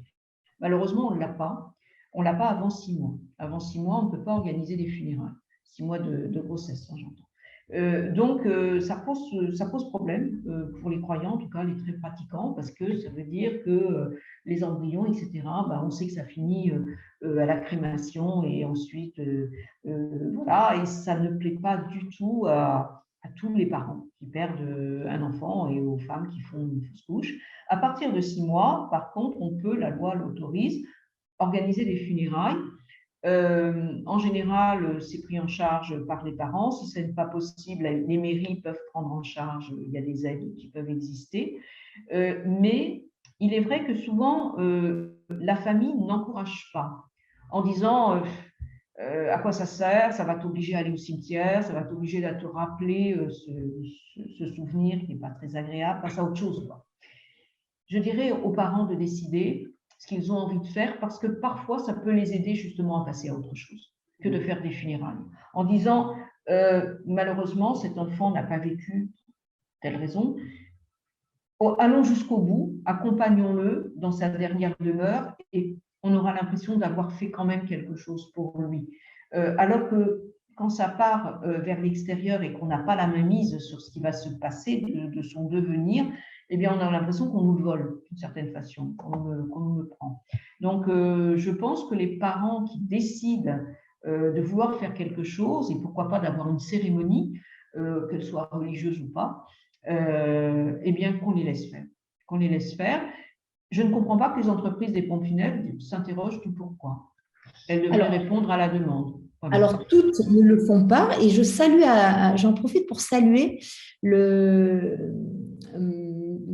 crématorium de Marseille et la métropole qui a justement sur ce sujet lancé un appel à projet auquel l'association a répondu. On espère qu'on sera retenu sur au moins une partie de nos projets, dans le souhait de mieux accompagner les familles qui perdent des bébés parce qu'ils avaient conscience que c'était pas forcément adapté, que leur façon de faire était peut-être pas suffisante, qu'en tout cas ils pouvaient faire différemment ou mieux. Et donc j'ai trouvé cette initiative déjà extraordinaire de la part de ces professionnels de se poser la question qu'est-ce qu'on peut faire pour aider mieux ces parents. Et on a notamment proposé de créer, parce que beaucoup notamment de maternités qui proposaient aux parents de prendre en charge les obsèques du bébé, parce que les parents étaient peut-être pas à même de le faire ou peut-être préféraient ne pas le faire. On leur disait, ne vous inquiétez pas, on va tout faire et puis on dispersera les cendres de votre bébé dans le jardin des anges du cimetière de la ville. Et souvent, les parents, quelques mois après, se rendaient dans le cimetière et demandaient, rechercher la part des anges, et on leur disait, mais il n'y a pas, il y a juste un espace du souvenir, comme vous l'avez dit, mais rien de spécifique à ces bébés. Et donc, le crématorium de Marseille nous a vraiment sollicité pour créer un véritable lieu du souvenir pour ces bébés, sur lesquels on pourrait accoler des étoiles ou des noms. Parfois, il y aura juste une date, parce que ces bébés n'auront pas vécu, mais avec cette volonté de ces professionnels de faire quelque chose. Et donc, je les salue vraiment parce que je sais que ce n'est pas le cas partout en France, je sais que ce n'est pas le cas partout. On a la chance, nous, d'être soutenus par la fondation PFG, qui d'ailleurs nous aide à organiser cette conférence ce soir, que je salue, que je remercie. Mais voilà, il y a quand même des professionnels qui se posent la question et donc des initiatives qui vont se faire et qui, j'espère, pourront vraiment aider ces parents de bébés qu'il ne faut pas oublier. Et je trouve que les rituels, pour une fois, sont bien plus en avance que ce que l'on croit et vont dans le sens positif. Oui, c'est vrai que parfois c'est très difficile de faire changer les habitudes. On vous dit oui, ça n'existait pas. Mais pourquoi ça n'existerait pas maintenant, justement? Parce que c'est quelque chose qui est important et parfois il faut les créer, ces rituels soi-même, il faut se battre. Et en tout cas, il est important que chacun puisse honorer ses défunts comme il l'entend et non pas comme on pourrait nous l'imposer. Alors, Bah, vraiment un grand merci parce que je crois on a abordé beaucoup de choses et que j'ai repris beaucoup de questions qui m'étaient posées que j'avais. Alors, je ne sais pas si Isabelle, vous avez des choses à ajouter. On a vu beaucoup de choses en effet ensemble. Je ne crois pas. Je crois qu'on a fait le point sur toutes les questions qu'on voulait aborder. Est-ce qu'il y a eu des questions Facebook ou autres qui vous sont venues peut-être? Je les ai vraiment reprises à travers Vous avez repris au fur et à J'ai essayé mesure. de pas être trop dans du spécifique, justement, notamment sur les bébés. C'est des questions qui reviennent sur qu'est-ce qu'on peut faire, comment on peut honorer. Alors là aussi, je prends un autre exemple. Je sais que dans le sud, on a un lieu de pèlerinage qui est dans le massif de la Sainte-Baume avec la grotte de Marie-Madeleine, et où il est possible de demander à ce qu'une plaque du nom et de la date du bébé défunt né sans vie puisse être apposée. Donc, c'est dans un lieu évidemment religieux, donc catholique et religieux. Donc, beaucoup de parents non-croyants le font quand même parce que pour eux, c'est une manière d'honorer la mémoire de leur bébé. Et j'espère que cette innovation, cette création qu'on va faire avec le crématorium de Marseille permettra à des parents où qu'ils se trouvent en France, de pouvoir faire la même chose sans forcément être d'une religion ou d'une autre et d'avoir comme ça un lieu du souvenir pour leur bébé, même si ils n'ont pas forcément toujours de sépulture pour eux. Oui. Donc ça, c'était vraiment des questions qui revenaient. Peut-être une autre question sur le sens de la lumière et des bougies, parce que l'initiative Illuminons nos cimetières, on l'a lancée en se disant, finalement, la bougie, quelle que soit la religion, quelle que soit la croyance, qu'on croit ou non, c'est quelque chose qu'on allume. Et donc peut-être faire un dernier point sur, pour les personnes qui ne se sentiraient appartenir à aucune religion ou même totalement athées, comment honorer ces défunts quand on n'est pas attaché à une religion? Est-ce que la bougie, est-ce qu'éclairer une bougie, c'est quelque chose qui fait sens un peu de manière... Ça peut faire sens. Ça peut faire sens pour beaucoup, parce que la bougie, c'est le feu. Ça rappelle aussi des étoiles, enfin, d'une certaine façon. C'est faire un geste. En fait, c'est faire quelque chose pour l'autre. Et en même temps, c'est un geste qui va durer le temps que cette bougie va se consumer. Donc, c'est quelque chose qu'on peut adopter.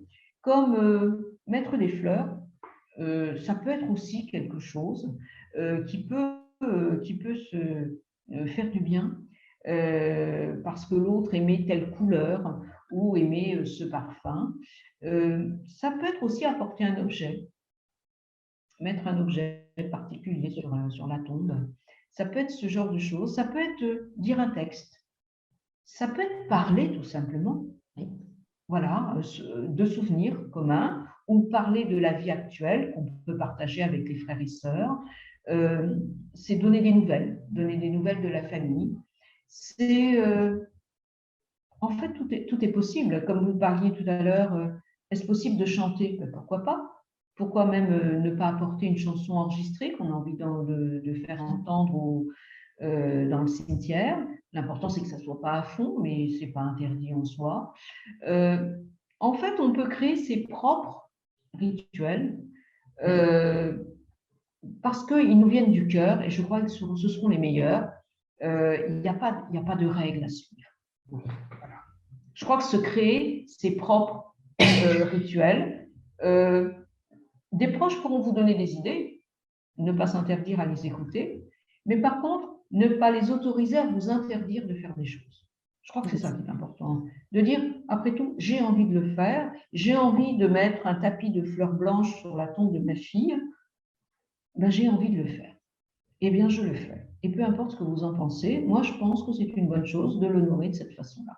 Voilà. J'ai envie de peindre en rose cette tombe, ben, je la peins en rose ou en bleu ou en jaune, je le fais. C'est-à-dire se dire, j'ai envie de. Et se donner l'autorisation d'avoir envie de quelque chose et d'aller jusqu'au bout, c'est-à-dire de le concrétiser. Et je suis vraiment heureuse qu'on termine sur cette idée. Je salue d'ailleurs notre ami Éric Dudois, qui intervient beaucoup auprès de nous, qui avait dit aux parents, peut-être le conseil le plus aidant qui m'a été donné d'entendre, soyez créatifs avec votre souffrance, avec votre peine, avec votre manque. Et finalement, nos défunts, et quand ce sont des enfants encore plus, ils nous donnent ce courage-là de se poser la question de ce qui est juste pour nous, de ce qui est juste pour nous en lien avec eux. Et ça nous donne aussi le courage, la fierté de le faire, quand bien même certains autour de nous pourraient trouver ça peut-être incongru ou pas habituel. Et finalement, il y a une sorte de j'affirme mon identité, ma filiation au défunt en osant le faire parce que je sais que c'est juste et que ça a du sens pour lui, pour moi, pour nous, pour ce qu'il a représenté pour moi, pour nous tous. Et donc, je le fais, j'ose le faire. Et donc, vraiment, c'est beau parce qu'on voit bien combien les rituels sont aidants pour les vivants, autant que respectueux pour les morts, et que ces rituels, peut-être les comprendre pour les dépasser ou les réinventer ou les remettre à la couleur qui nous correspond à nous, en lien avec notre défunt. C'est à la fois beau pour eux et pour nous, et ça nous permet de continuer la filiation, parce qu'en le faisant, on perpétue la mémoire, mais on s'approprie un peu du défunt en nous, en osant faire des choses qui nous inspirent. Et je trouve ça vraiment... Absolument, absolument. Ne pas s'interdire, surtout. En tout cas, vraiment un grand merci, Isabelle. Je vous en prie. Parce que alors c'est vrai que cette conférence était audacieuse. Je remercie vraiment la Fondation PFG de nous avoir encouragés à la faire, parce que c'est vrai que certains ont dû se dire oh là là, c'est mortifère, parler des défunts. Alors on a choisi de le faire un jour où c'est peut-être plus facile de le faire. Et en même temps, et c'est quelque chose qu'on répète beaucoup au sein de l'association, faire une place à nos défunts, ça n'est pas se couper de la vie, c'est au contraire permettre à la vie, c'est permettre à ce que ces défunts ne prennent pas toute la place, et c'est leur faire une place dans la vie et pas se couper de la vie. Et c'est vraiment le sujet de tout ce qu'on a partagé, je trouve, était vraiment celui-là. Comment nos défunts, on peut les éclairer avec des bougies. Et je vous encourage tous à ce soir, dans vos maisons, sur les tombes de vos familles, à éclairer une bougie. Ces bougies, vous les trouvez de plus en plus dans le commerce. Et je sais que pas plus loin que la Corse, on a une tradition, et j'avais été émerveillée de cela, la nuit de la Toussaint, et peut-être même à d'autres moments de l'année, il n'y a pas une tombe qui reste dans l'obscurité, et même une tombe abandonnée, si on a un visiteur qui vient éclairer la tombe de sa famille, il va déposer une bougie pour que toutes les tombes soient allumées, soient éclairées.